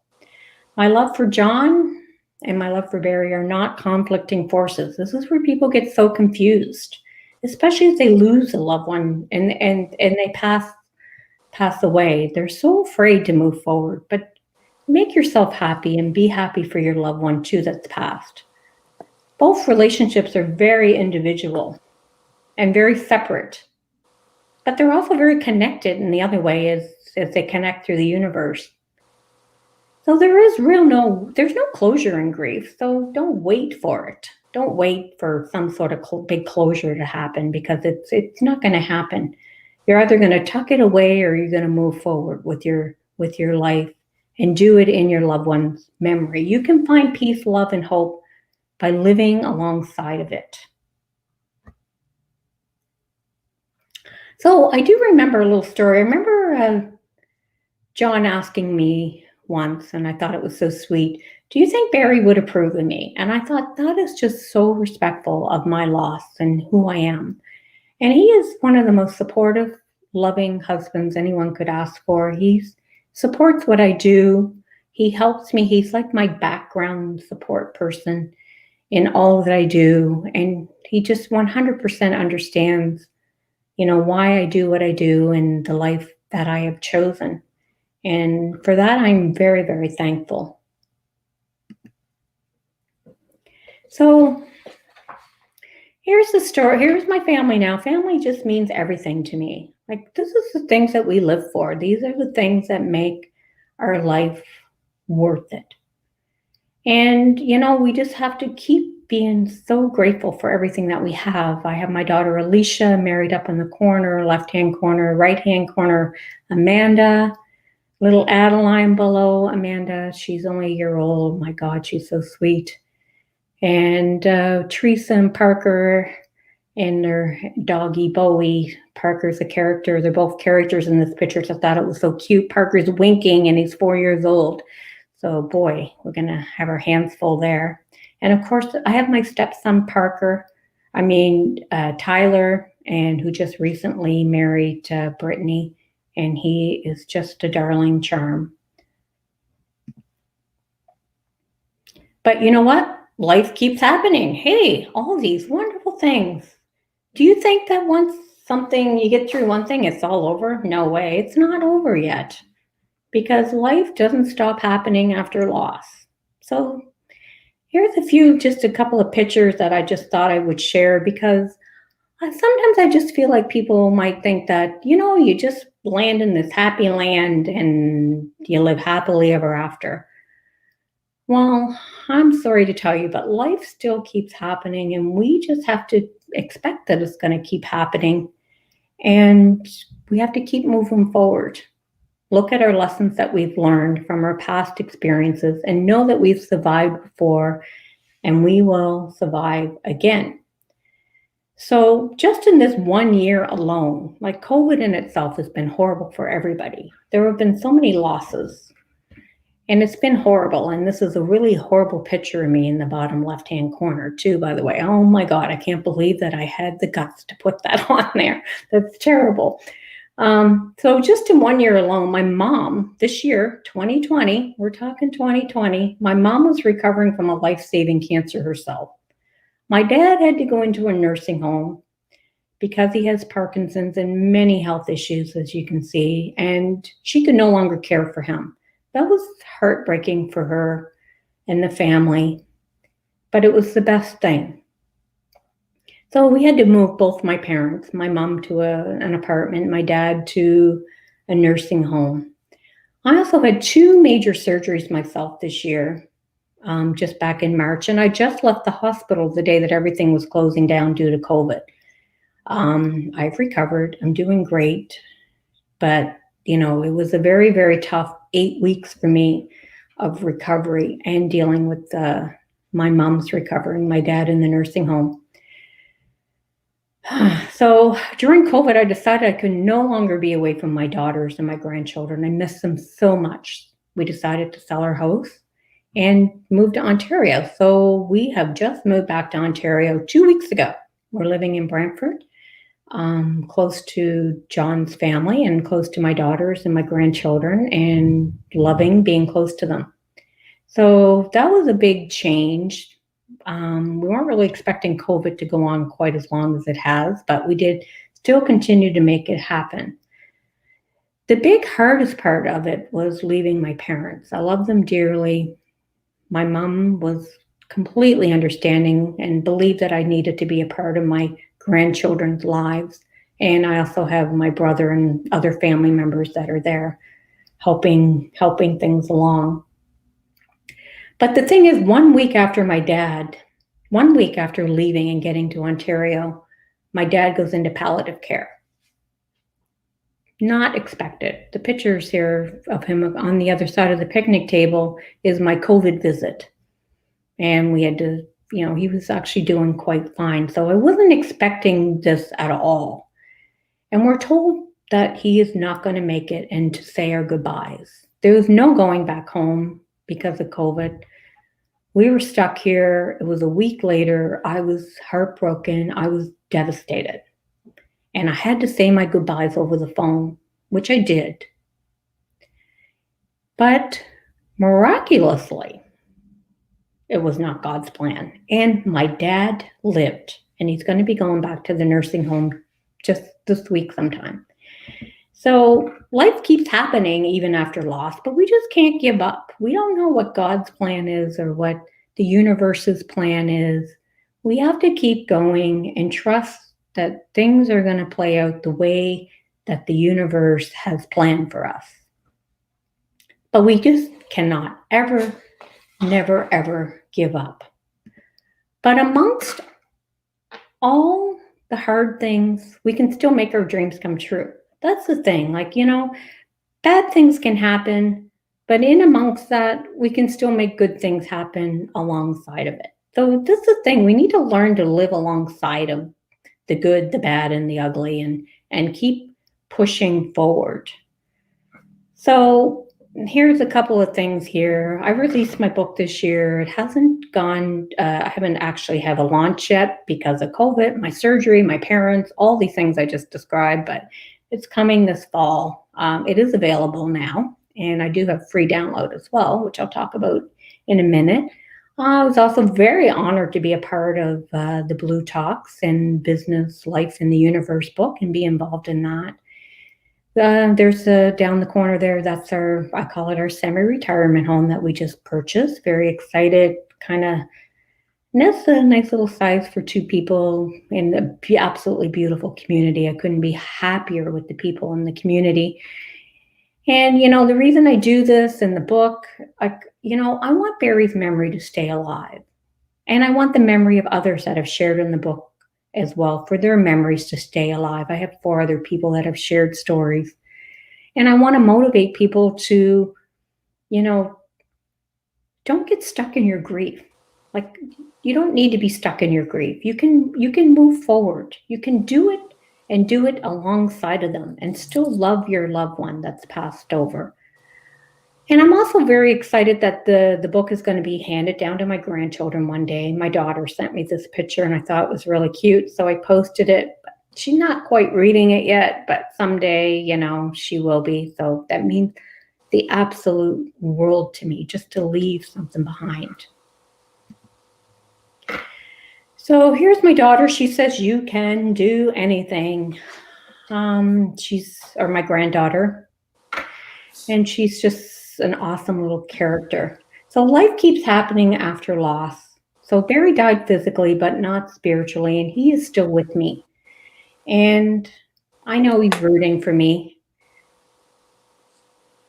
So that pretty much, I guess, firms up my presentation. I just want you to know that, I'm rooting for you, your loved ones are rooting for you, and you can make them proud. Whether they're here with you in the physical or in the spiritual world, you can make them proud and find your peace, your love, and your happiness within, and I know you can do it. Okay, so I also want to offer I have a free download on my website. So the website there, free download, and the first 5 people that go and get a free download, the first 5 are going to also get a free book. And I'll sign one. I'm going to send it to you, and you can also order the book online. So I'm going to close off here and I guess get rid of this presentation. Stop sharing. And here we are. Wow, girl. What a story. And a beautiful story of how life happens and the gifts and the nuggets that are sprinkled in between when we don't even see them. Like, I love that you were able to recognize those seeds and replant them in a different environment and have them grow into this beautiful life that you're living right now. It's amazing. Thank you. Let me ask you a question, just a tech question. So the first 5 people to go to your website or to email you? The first 5 people that order a free download are Okay. actually going to get a free book. Okay, so is that going to your website, signing up for the free download, and then you'll have that information on your end? Okay, perfect. I'm going to put that in the comments after. Yeah, so it's just griefreliefcoaching.ca/book. Okay. I will get that in there. Awesome, and so fantastic job, Linda. I knew you would absolutely bring your A game. I love the fact that both people so far today were so open in their vulnerability, and I saw a few people saying that both stories so resonated with them. So it's really cool to have Brad come on and talk about his little me and some of the stuff he went through in his life, and you to come on and share so openly what you went through in your life. And I really believe that's how we all learn and grow, is when we realize that we're not alone. Because, I'm sure what you shared, and you said you had a hard time sharing it, what happened to you, that you had held on to for so long. Mm-hmm. I'm sure there's other people, whether they're listening to this or they're listening to something right now, that are holding on to that too and thinking it's not okay to share that. And every time one person does that, I feel like they're a superhero, because then somebody else feels like, you know what, maybe it's okay for, maybe they're not going to share it, but it's okay for them to realize it's not their fault, or realize they're not the only one. And I really do believe there's strength in numbers. So I applaud you for sharing so openly. Thank you. Absolutely. And it's not their fault. I may not have said that. It was not their fault. I believed it was my fault for a long time, and that's why I held it in. Just for being there. I made it my fault. And that's why when that happens, a lot of people do think it's their fault. Yeah. But you know what? When we're unhappy, nobody could be happy enough to make us happy.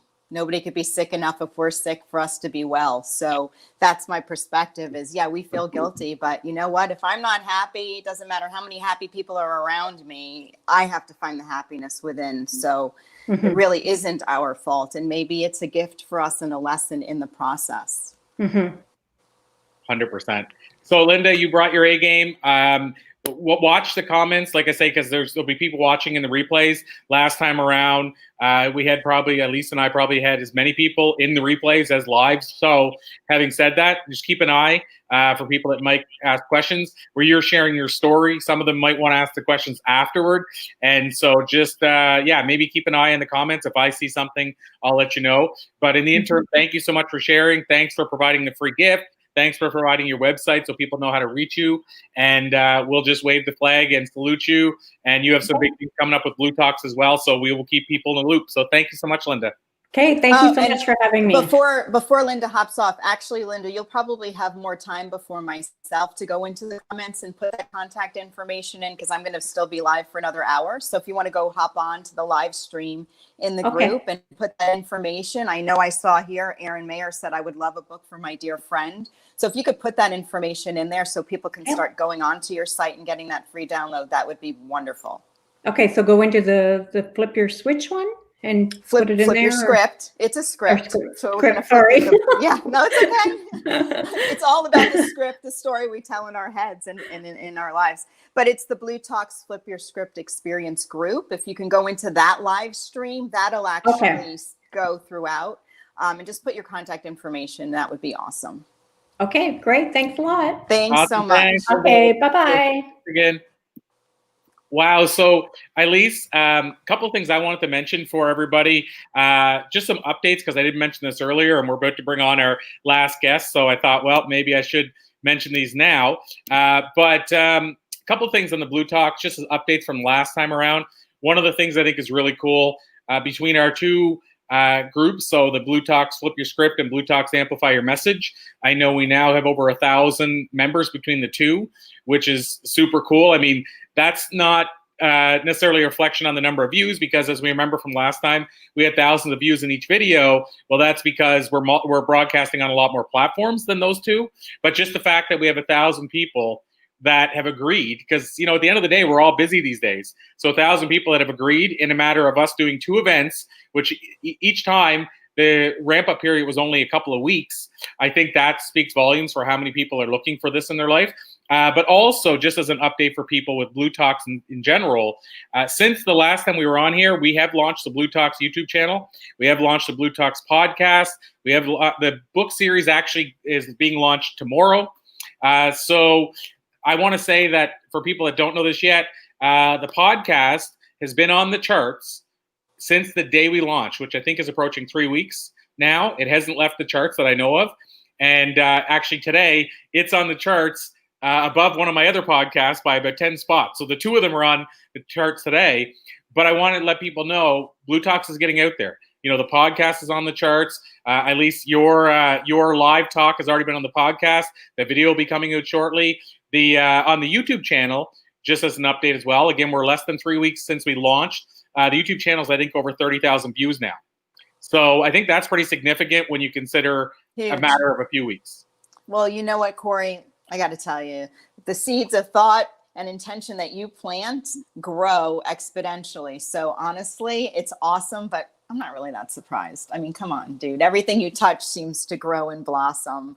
And you know what? Because the intention that you have behind it is really about helping others grow. And when that's the intention that kind of like propels what we do, you know, there's that magic universal force that sort of we co-create with, and whatever it is takes over. So I'm glad that you're planting the seeds that you're planting, helping people's stories and thoughts and perspective shift. And you're making a huge impact. So I just want to personally thank you. Oh, well, thank you. Publicly and personally. Well, awesome. Well, thanks, at least. I wasn't expecting that, but I so appreciate it. And I'll have to say that you're a big part of that. So that's part of why I want to share it, because that's not even to do with our virtual event. The virtual event's been going strong. We have weekly interviews. You're doing the Flip Your Script one. I've been doing some inside our bLU Talks author group. So there's lots of stuff happening and lots of big stuff coming. I have a new plan. I asked a question on our bLU Talks author group as to who can film in 4K, because now I have a brand new idea with bLU Talks I want to explore. And it was triggered by a guest we have coming up on our next event that I'm doing in 2 weeks, Evan Carmichael, who people might know as the YouTuber who does all those videos, the 10 success lessons you can learn from Oprah. I mean, he's got like something like 500 million views on his videos. And so he triggered an idea that I'm going to unleash on the world here soon. Having said all that, maybe the bLU Talks side of things is a good segue. And I guess I didn't mention, which you can put it on the website later or on the link, but you can find all the stuff about bLU Talks at blutalks.com. As we know, bLU talks.com. But you can put it in right now on your end. I'm not hosting, otherwise I do it. So all you have to do is go into the banner, the ticker banner, and you can put in anything that you want us to see or want everybody to see, public, like out in the world right now, you can put underneath us. Done. So having said that, I'm going to put that up in a second here. But having said that, that was probably a good segue to bring on our final guest for today. And this is going to be a cool experience because Elise and I are both going to be interviewing her. So we like to mix things up. And so I'm going to bring her right on since we're both going to be interviewing her and introducing her. And I can talk about how I know her. But I said it was a good segue because this lady here has already spoken at one of our bLU Talks events. She's speaking at our bLU Talks event next month. Yes, we are doing one live next month in Western Canada. She's booked to speak at our next one at Harvard and our next one at Columbia. I'm not making this up. Wow. She's also going to be on the bLU Talks podcast fairly soon, and she's in the bLU Talks book series and now the virtual event. So without further ado, I only know her as just Kimmy. That's right. Hi, just Kimmy. Hi, how are you? I'm doing great. How are you doing? Just a bit nervous. Oh, well, don't you worry about that. We got you, girl. Okay, good. Yeah, definitely. We got you.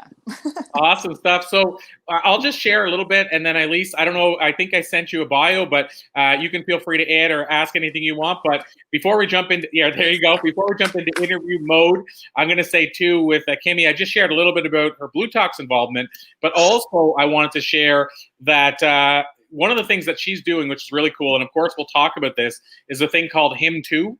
You know, the Him Too movement. And, you know, it's interesting. We just had Linda on talking about her experience. And, you know, and I'll let Kimmy, I don't want to steal any thunder, but I love the fact that she talks about the fact that guys go through some of these things too. And because they don't speak up often, we don't really know that. You know, one of the things she said during the talk is how we're conditioned as guys to believe it's not okay to cry. And I know it's a generalized statement, but I would say for more men than not, for years, that's been the case. The father said, stop crying or I'll give you something to cry about, and that was meaning more from pain than not, like physical pain. So I love what she's talking about, because I think this is another area that doesn't get a lot of awareness. And Kimmy will talk about this, but I believe it was maybe birthed out of the Me Too movement, the idea of him too, because there's a him involved in this as well. But we'll explore that. But I just want to mention that I've heard her share this story, and I think this is such an important message. And I know it resonated with a lot of people at the live event she spoke at. Having said that, Elise, is there anything you wanted to ask Kimmy or mention about Kimmy before we jump into interview mode? I'm just excited to have you here, Kimmy, because I've been reading your bio and I'm all about unique charm, being sassy, sprinkling your life with being the princess.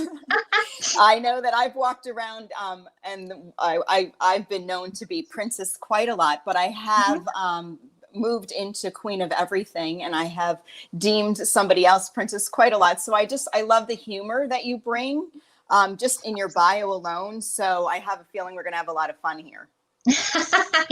Usually. 100%. Kimmy's got an amazing energy. And so, Kimmy, that's a good segue to jump in, because I want to make sure we maximize our time as much as possible. Okay. So maybe I'll pass along the first question, and then I'll pass over to Elise. But Kimmy, I guess maybe this is a good segue, the Him Too movement that I kind of gave you a little bit of a segue for. Can you talk about how that was birthed and what it really actually means to you? Well, actually, it was an idea for a longer time, and you are right. When Me Too came out, then it was like, I think that's when you and I were talking and preparing me for my first live talk at St. Albert. And you said something to me that really has always stuck, and it stuck with me. Just before I got on, I told you how nervous I was in the virtual green room. And it was having a woman get on her little soapbox and talk about men and things that had happened to bring me to this point. But when I separated from my husband a few months after, about 5.5 years ago, I thought, I'm nobody. He has a very successful business. Generations on both sides of his family live in our little community, and I left after my contract was done. I had no job, and I sat down and had a little cry, and I was like, so all of this, like, what the heck? Like, the last 40 some years, like, where do I go with this? Like, this is it? I'm done. Like, now what? How do I claim who I am? And at that point, I got an aha moment, I guess. And it was, who can help these men better than somebody who's been betrayed, maybe used, violated in every way, even with my childhood. And I mean, when different people along your life's path are men that you are entrusted to believe that they look out for you, and you are emotionally, physically, mentally, spiritually, and sexually abused, it's like, okay, well, this is it. This is what I was here for, was for them to do their thing. And I have this challenge accepted kind of motto in my being. And I said, no, I'm flipping this around. I am not going to be on the couch and be an alcoholic or whatever and, feel sorry for myself. We're going to figure this shit out. Oops. And It's okay. Okay, good. I never asked about that. Don't they speak French in Canada too? It's okay. Yeah, we do quite fluently on this part of Canada. There you go. See, you're fine. So I was like, why does this problem exist? Instead of bashing them, why don't we create some awareness as to why this happens and on the different degrees it happens and what brings them to this. And so this is where Him Too started. It was mostly in in my head for a while, and then when I met Corey, we really pushed it through. And yes, I am on my little soapbox, and I am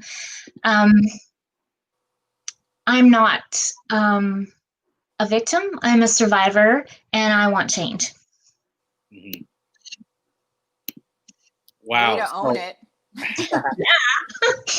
Own it, girl. I mean, that's the first step, is flipping your perspective, right? Yeah. Shifting the perspective of which you look through the lens. I call perspective the lens in which you're looking into Yeah. the world with.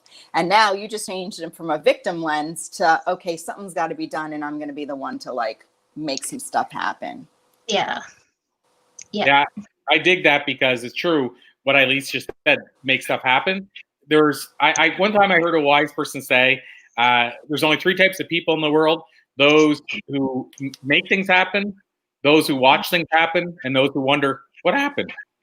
And so I think it's always best to be making things happen. Another kind of quote that comes to mind is Anthony Trucks, who we had on last time around. Anthony said that there's 2 types of people in the world: those who make things happen and those who watch them. And he said, I don't mind having an audience. And so, Ooh. same idea, right? So I love that you're making things happen, because without that, nothing happens. And I see Brad is commenting on here that crying is such an important way to learn for men, and our little boys need men to protect them. Abuse has brought down so many. And so I think we're seeing a common theme today, and so I'm glad you're speaking out on this. So at least maybe I'll. I think Brad is really going to enjoy, the speech that's coming, Corey. So I think really I was getting my makeup done or doing my makeup, and I was thinking, oh, if anybody could really feel comfortable with what I have to say, it's going to be Brad today. Awesome stuff. Yeah, I think you're right. And so, Eileen, I'll pass it over to you and see, do you have a question for Kimmy that you might want to pass out there? So, well, first of all, you have a story to tell us. Do you want to share your story a little bit so we know who you are? I mean, I know that I've had a chance and an opportunity to read a little bit of your bio. However, I'm not sure that everybody who's viewing right now knows who you are or knows what you're doing to make an impact with him too. So maybe I'll just let you, take the stage and share a little bit. Does that work? Sure. Yep. I'll tell the story. Okay. Can't wait to hear it. Go for it. All right. It's all you. Okay, here we go. So I don't know if the world's ready for me or not, but oh well, I'm here. So do we want to give her the stage? Are you okay to take the stage for a little bit and just call us back in? Because then we could see you bigger. Whatever, you tell me. I'm okay with whatever you prefer. So if you want, we'll do that why don't I just go, and then we'll see what happens after. Okay. Sounds good. Okay. So do I need to do anything on my end? Just keep talking? Nope. Just keep talking. Okay, here we go. So my name is Kimmy, and I am the creator and founder of Him Too. It's been in the works in my mind for probably about 5 years, but I didn't have the tools or the faith, confidence to put it into motion. I didn't think the perception in my mind would be accepted, nor would it be valuable to anybody else. So I'm just going to start and tell a story. So when I was a little girl, my first memory is very harsh. My father was an extremely abusive alcoholic. And from my first preschool memory was terror and having the daylight scared out of me. And then shortly after that, being beaten by my dad, watching my brothers and my mom being beaten severely. And by the time I was in grade 2, it progressed to all kinds of abuse. And not just by my dad, but by about 6 other gentlemen in particular along the way to my teenage life. So all I knew is I was either a punching bag or I was meant for some other abuse. Didn't have any confidence. And I remember speaking up one time when my parents separated. And I think this is where I got the challenge accepted I'm not laying down for this attitude and taking it to be a victim. I spoke up. We were having a family counseling session, and I was only about 8 or 9, I think. And I just looked at the counselor and I said, Dad, can you tell us why you phone at like 2, 3 in the morning and let the phone ring and ring and ring just to wake us up and bother us when we're sleeping? And at that time, it wasn't a cell phone, guys. It was actually attached to the wall. We're talking old time ago. And calling my dad out on that, actually, I think irritated him a little more. But it also instilled in me, I'm not going to take it. And I'm going to, the why is a really important thing to me, and how things work, and why would you want to do that? So later on, my parents did get divorced.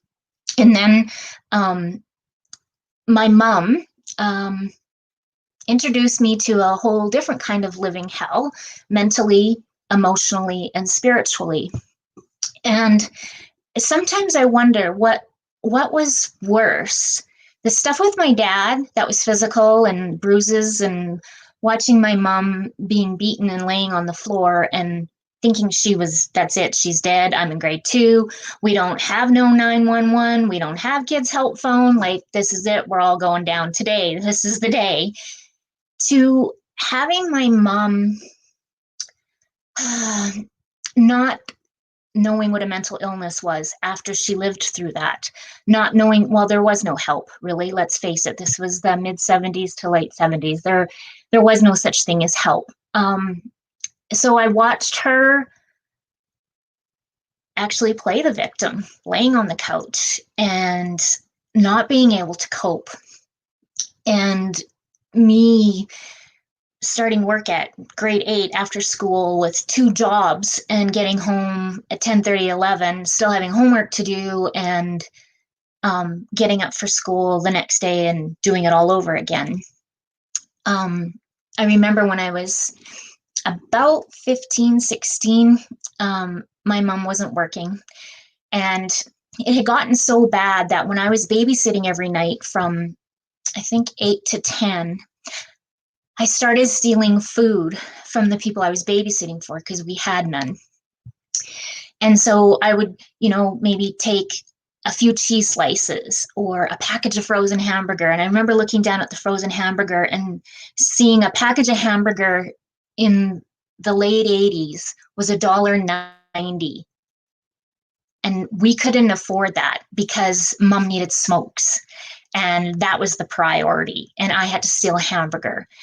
So as I'm trying to worry about that and worry about how we're going to get rent because Mom wasn't working, it's a whole different kind of hell from physical abuse.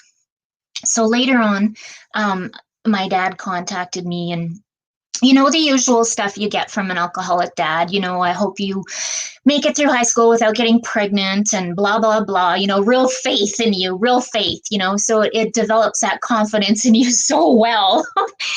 And I was like, oh, you again.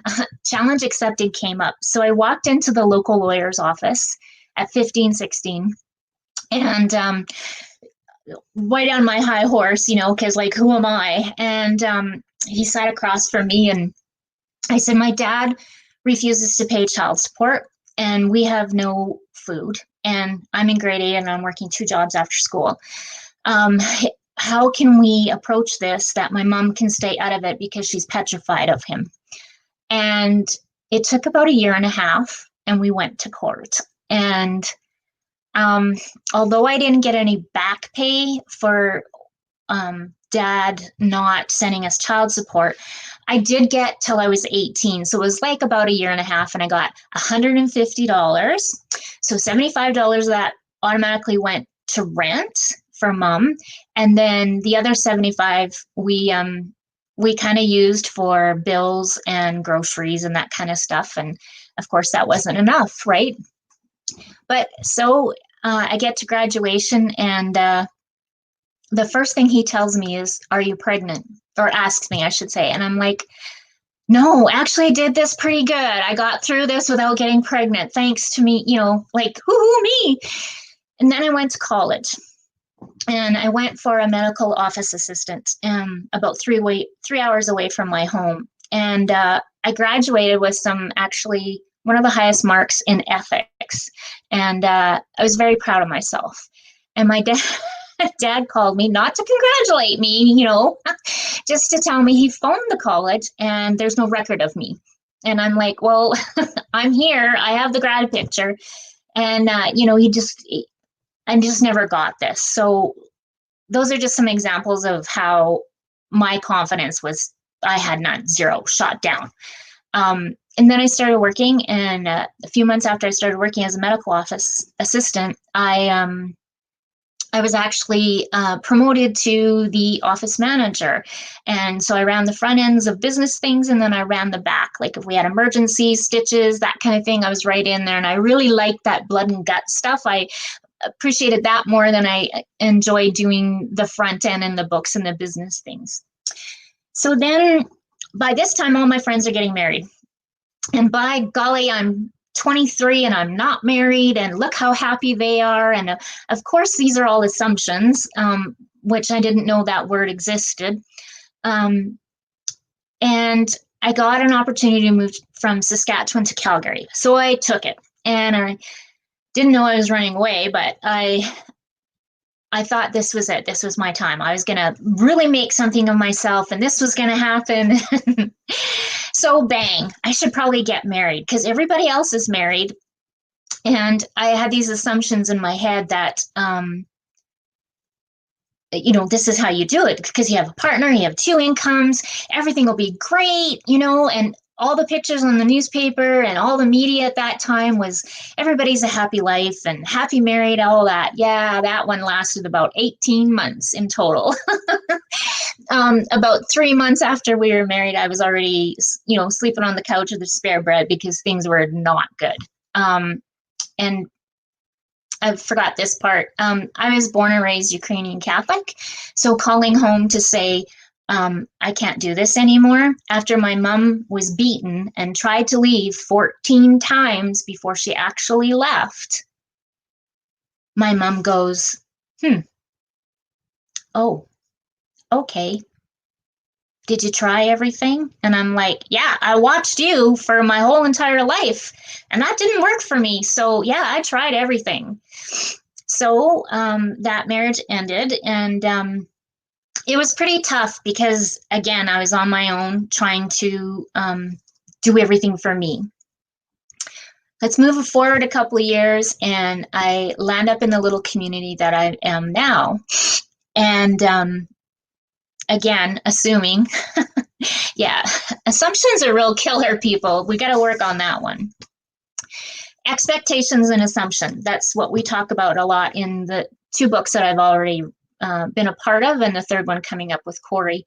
I got married again.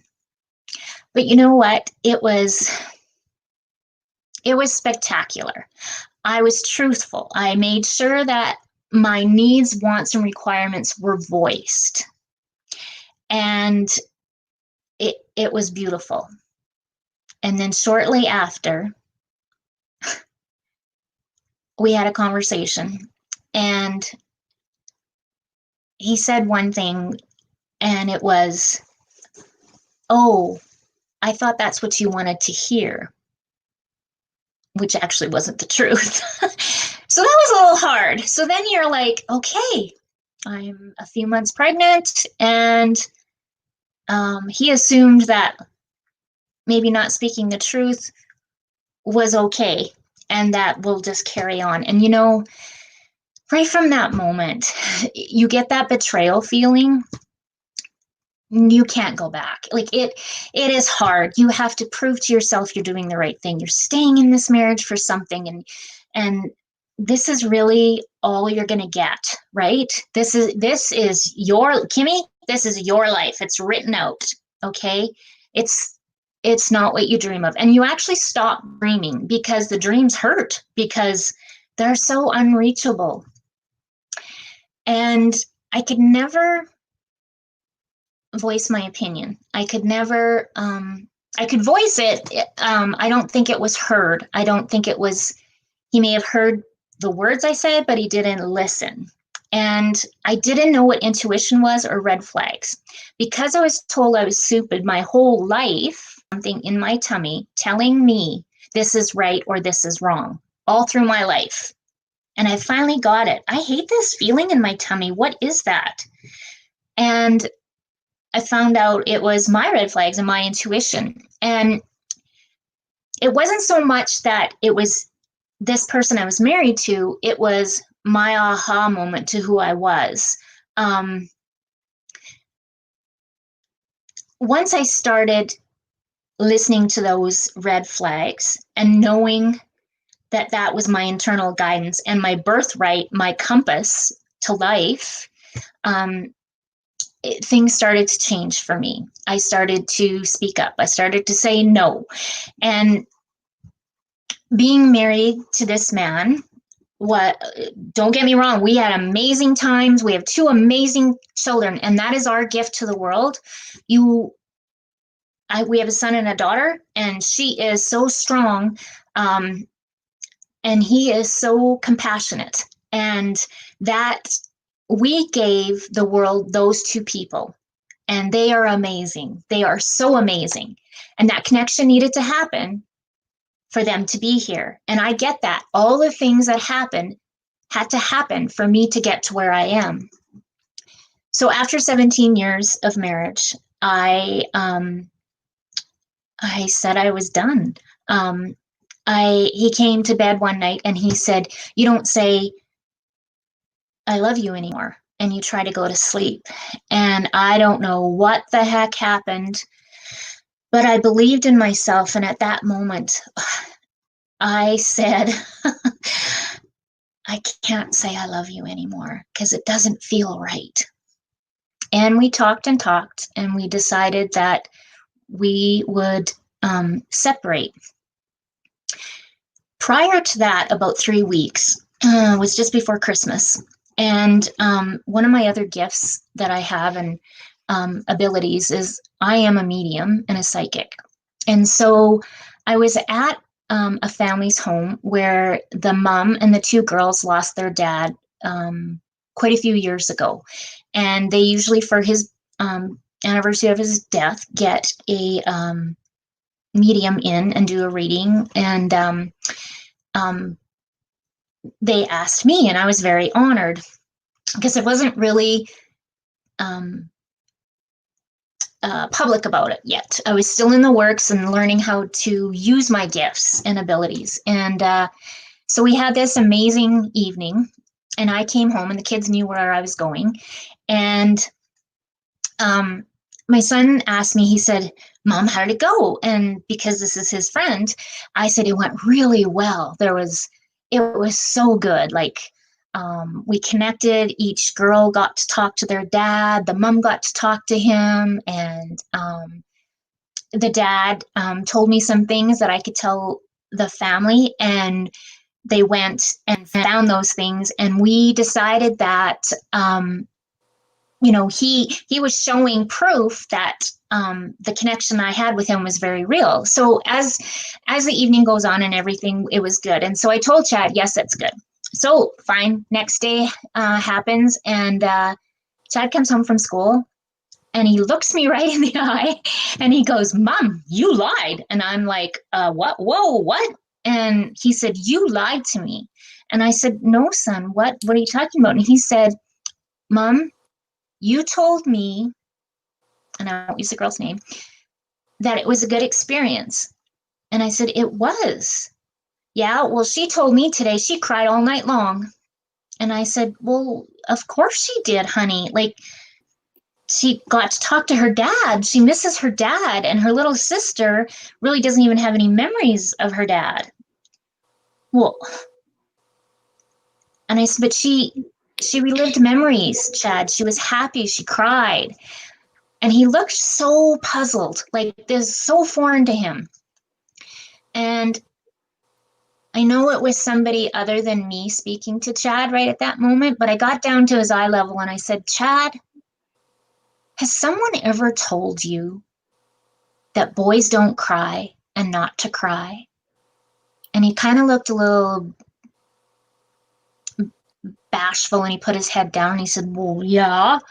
And I'm like, oh, son, I said, I'm sorry, that is very unkind, because that is the most natural thing to do. If you don't let those happy tears or those sad tears out, it's going to explode. And I could tell he is not getting this. Mom mode kicked in, and I'm trying to find an analogy that would work. And the only thing that came up was, Chad, if you don't pee or poop, your body's going to bust. It's all going to be backed up. Your back is going to get sore. You're just going to explode. And then you're going to be in the hospital, and it is going to be a mess. And he's like, whoa. It's like, yeah, that's exactly it. You can't keep that toxic stuff inside.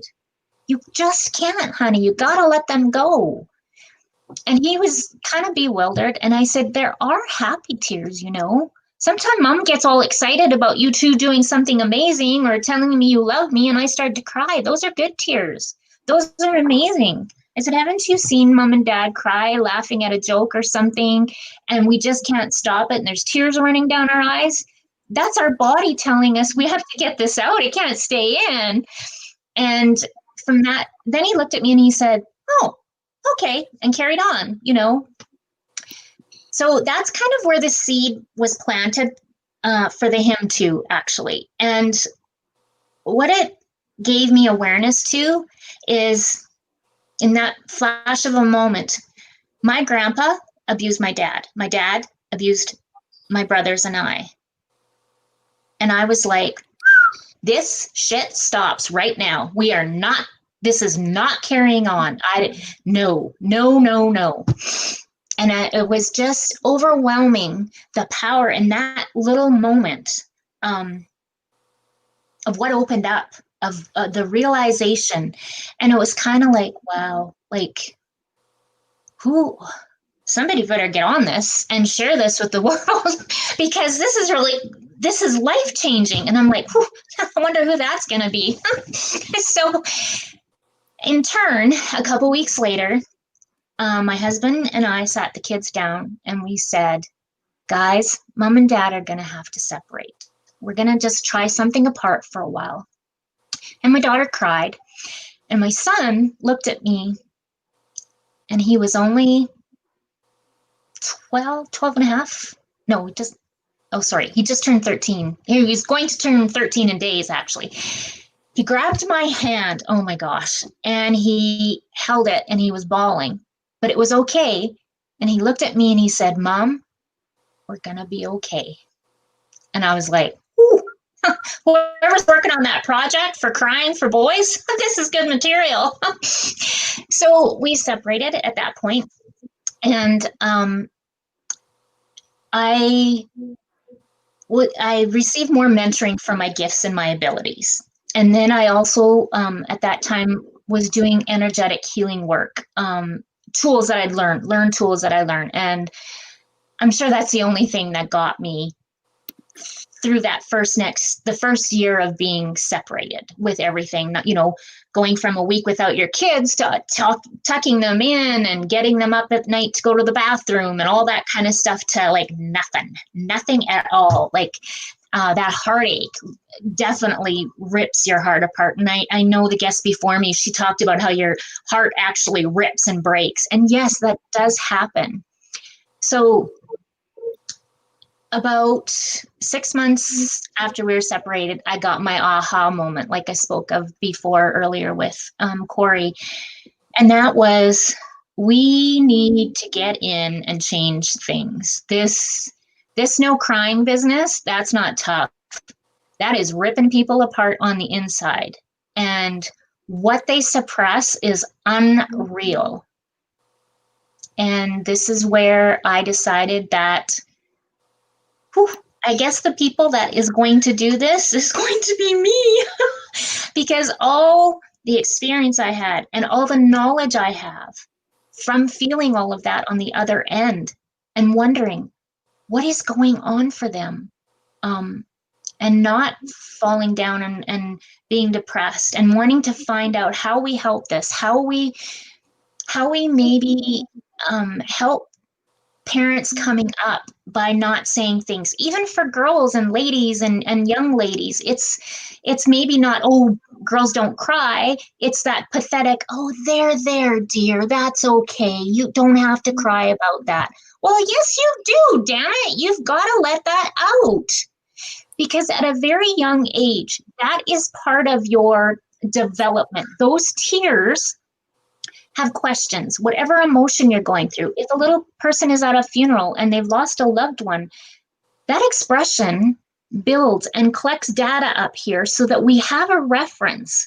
So if you rob that child of that reference, and that particular event happens again and again, or like as life goes on, one dies and one is born, so it's going to happen again. That's just one aspect that you've robbed. A child being scared, not being able to express, and shivering and crying. When you tell them don't cry, you are completely robbing them of that emotion, that development, how to overcome that feeling, what kind of tools they can have with that. And I mean, I don't, we're all smart people here. Like, let your mind go. There's a lot of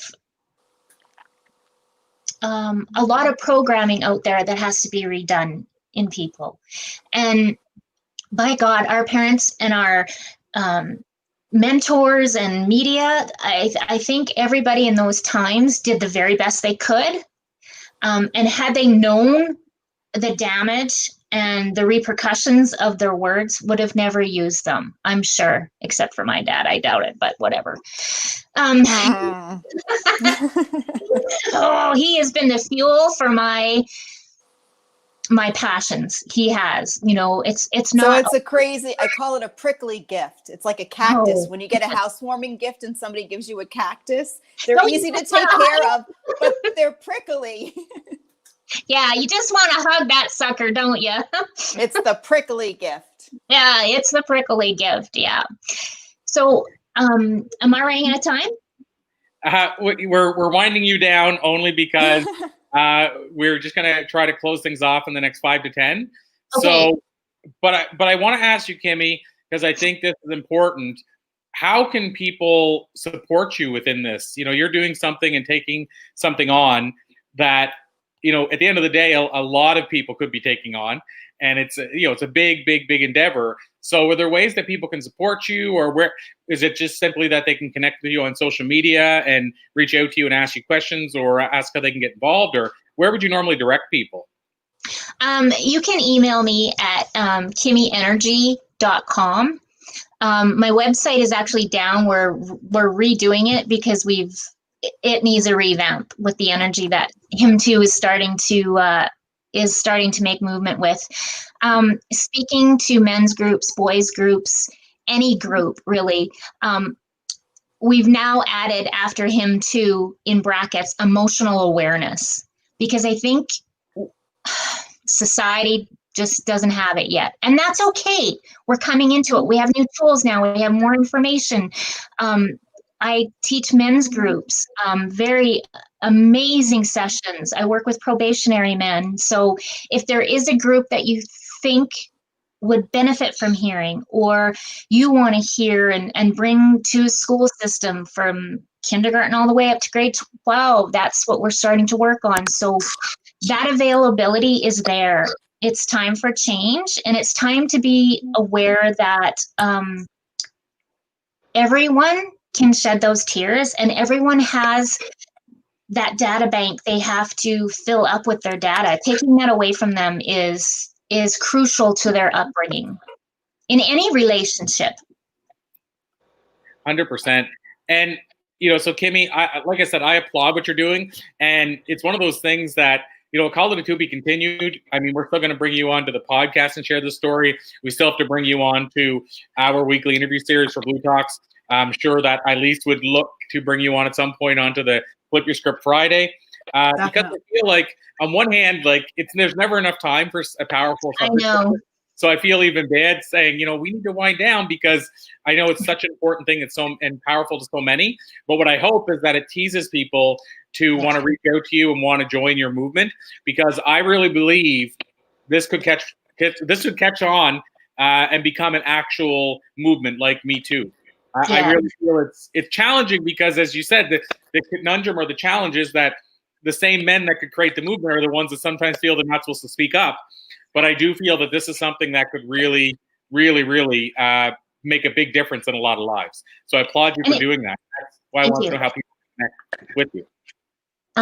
One of the big things I want to say is that it takes so much vulnerability to step forward and say, can you support me on my journey? And the thing is that they don't learn vulnerability because they're not allowed to cry. And vulnerability is huge, saying, you know what, I think things aren't right, even from daily funk and junk to maybe PTSD and CPTSD. And those are the things we need to change. We have to allow men to come forward. They are just as important, and their emotions are important. Just to have a talk. So what I'm going to offer something, if that's okay. The first 5 gentlemen, boys or young men that email me at kimmyenergy.com and in the subject line write him too live will get a 30-minute complimentary session with me. So Yay. Kimmy, you said kimmyenergy.com. Is it kimmyenergy? Oh, sorry, kimmyenergy@gmail.com. Okay. I wanted to make sure. And you can Thank go you. ahead and actually go into the comments when we're finished. Okay. And if you could put that information in there, that would be great. This way it can get done as quickly as possible. Sure. Awesome. So Kimmy, like I said, I'm going to say just Kimmy. As I mentioned, this has been fantastic. I knew it would be. You have such great energy. You always say, like you said at the start, I'm going to be a bit nervous. You said during your talk, I can say this because we talked about it during our interview, previous one, because Kimmy, at least you wouldn't know this yet, but Kimmy said, oh my God, and you shared this openly, so I know I can say it. She said, oh my gosh, I almost got sick backstage 3 times. And she was so nervous. And then she came out and crushed it. She stole the show. So, same thing here. Your energy is infectious, and that's why I like how you say I'm Kimmy Energy, because you do have that great energy. So I think you're the right face for this. I think you're the right person to do it. Even though you might be nervous doing it, the fact that you're still doing it despite that says everything about you. So thank you so much for bringing your energy today. Absolutely. Thank you for having me. Kimmy, I'm going to reach out because I'd love to learn more about you, what Absolutely. you're doing and the vision, and I'd love to jump on in any way that I can complement the journey. Perfect. Yeah, awesome. Definitely. Well, thank you again, Kimmy. And in the comments, Brad just said thank you, Kimmy. So you said you knew he'd get it. Well, he definitely got it. I knew it. Awesome, Kimmy. We'll chat soon. I'll let you run for now, and we'll talk in the near future. Thank you so bye, much. everybody. Wow. So another great presentation.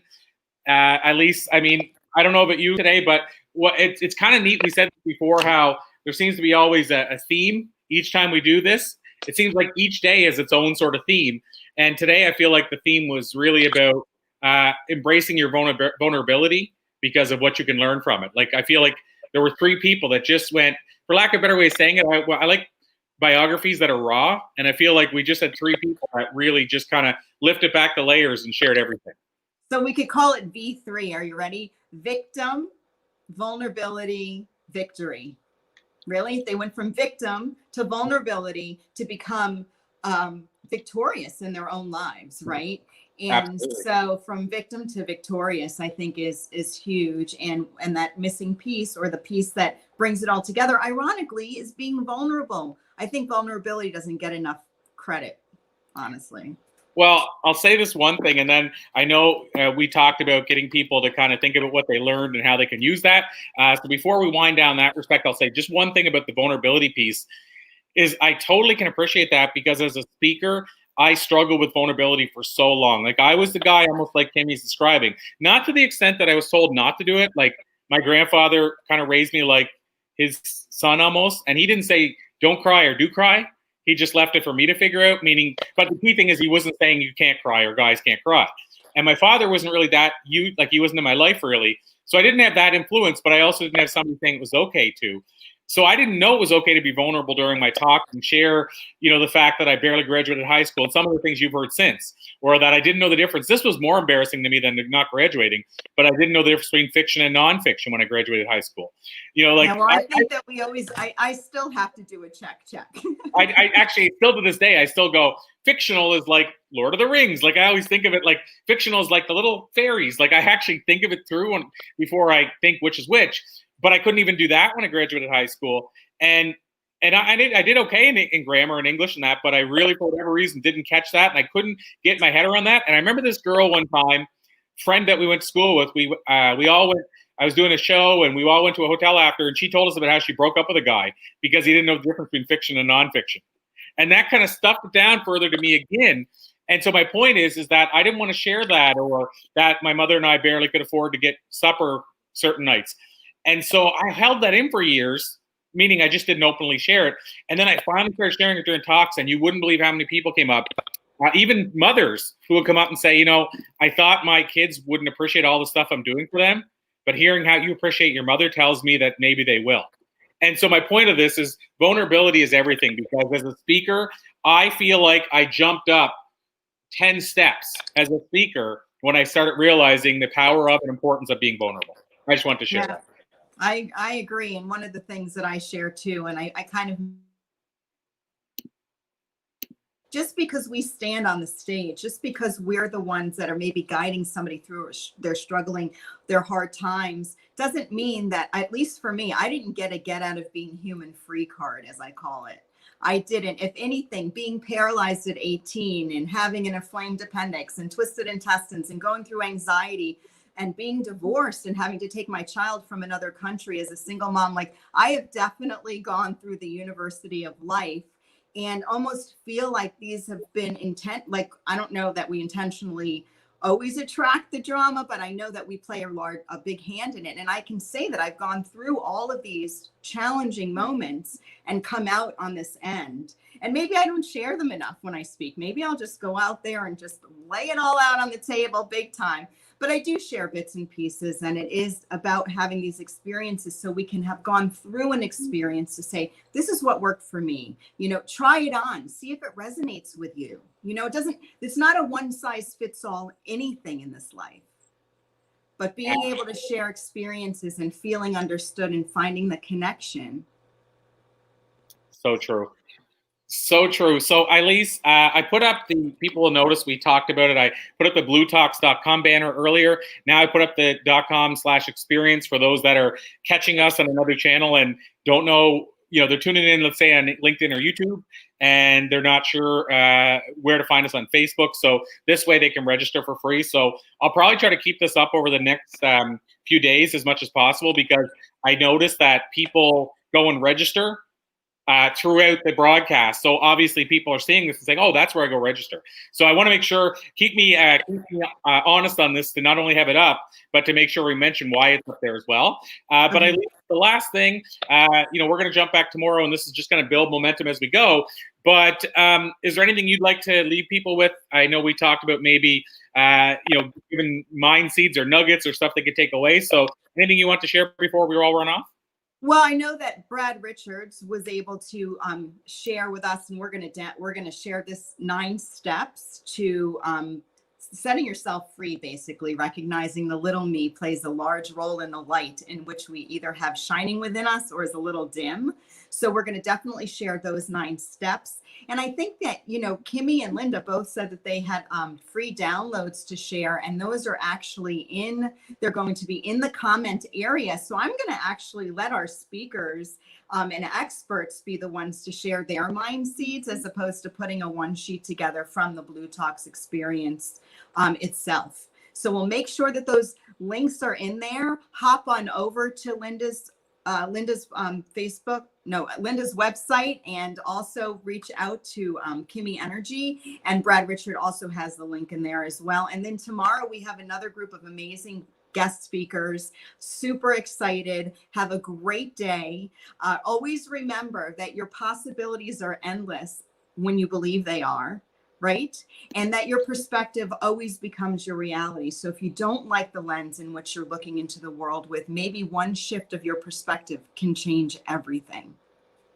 100%, Elise. I'll leave people with this teaser before we jump off. Is you mentioned guests tomorrow. One of our guests tomorrow, and I shared a bit of this on our last Friday when we did our Flip Your Script teaser for this event. One of our guests tomorrow, we're going to talk about how he attracted or manifested Wayne Dyer in his life to the point where Wayne Dyer used one of his songs in Wayne Dyer's documentary that was done in his life, and also how that resulted in him being signed to Hayes, and also how another synchronicity in his life resulted in him flipping his script and moving from musician to a motivational speaker, and in the process was seen by over 100 million people.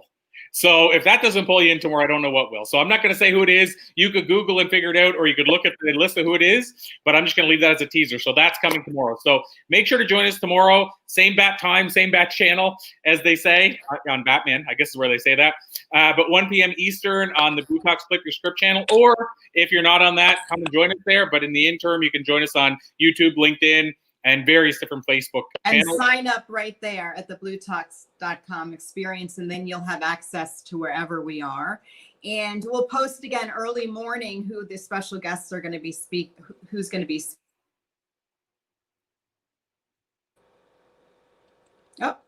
Oh, you froze for a sec, but we got you. So yeah, tomorrow we'll remind everybody and give a little teaser as to who the guests are. And if you do sign up, as Elise said, this way we can keep in contact with you and let you know who's coming up, and you'll know the whole schedule throughout the week. So Elise Rothman, thank you so much. I salute you. I appreciate you. Thank you, everybody, for joining us today. Always a pleasure. And we will be right back here tomorrow. Thank you, everyone. See you tomorrow.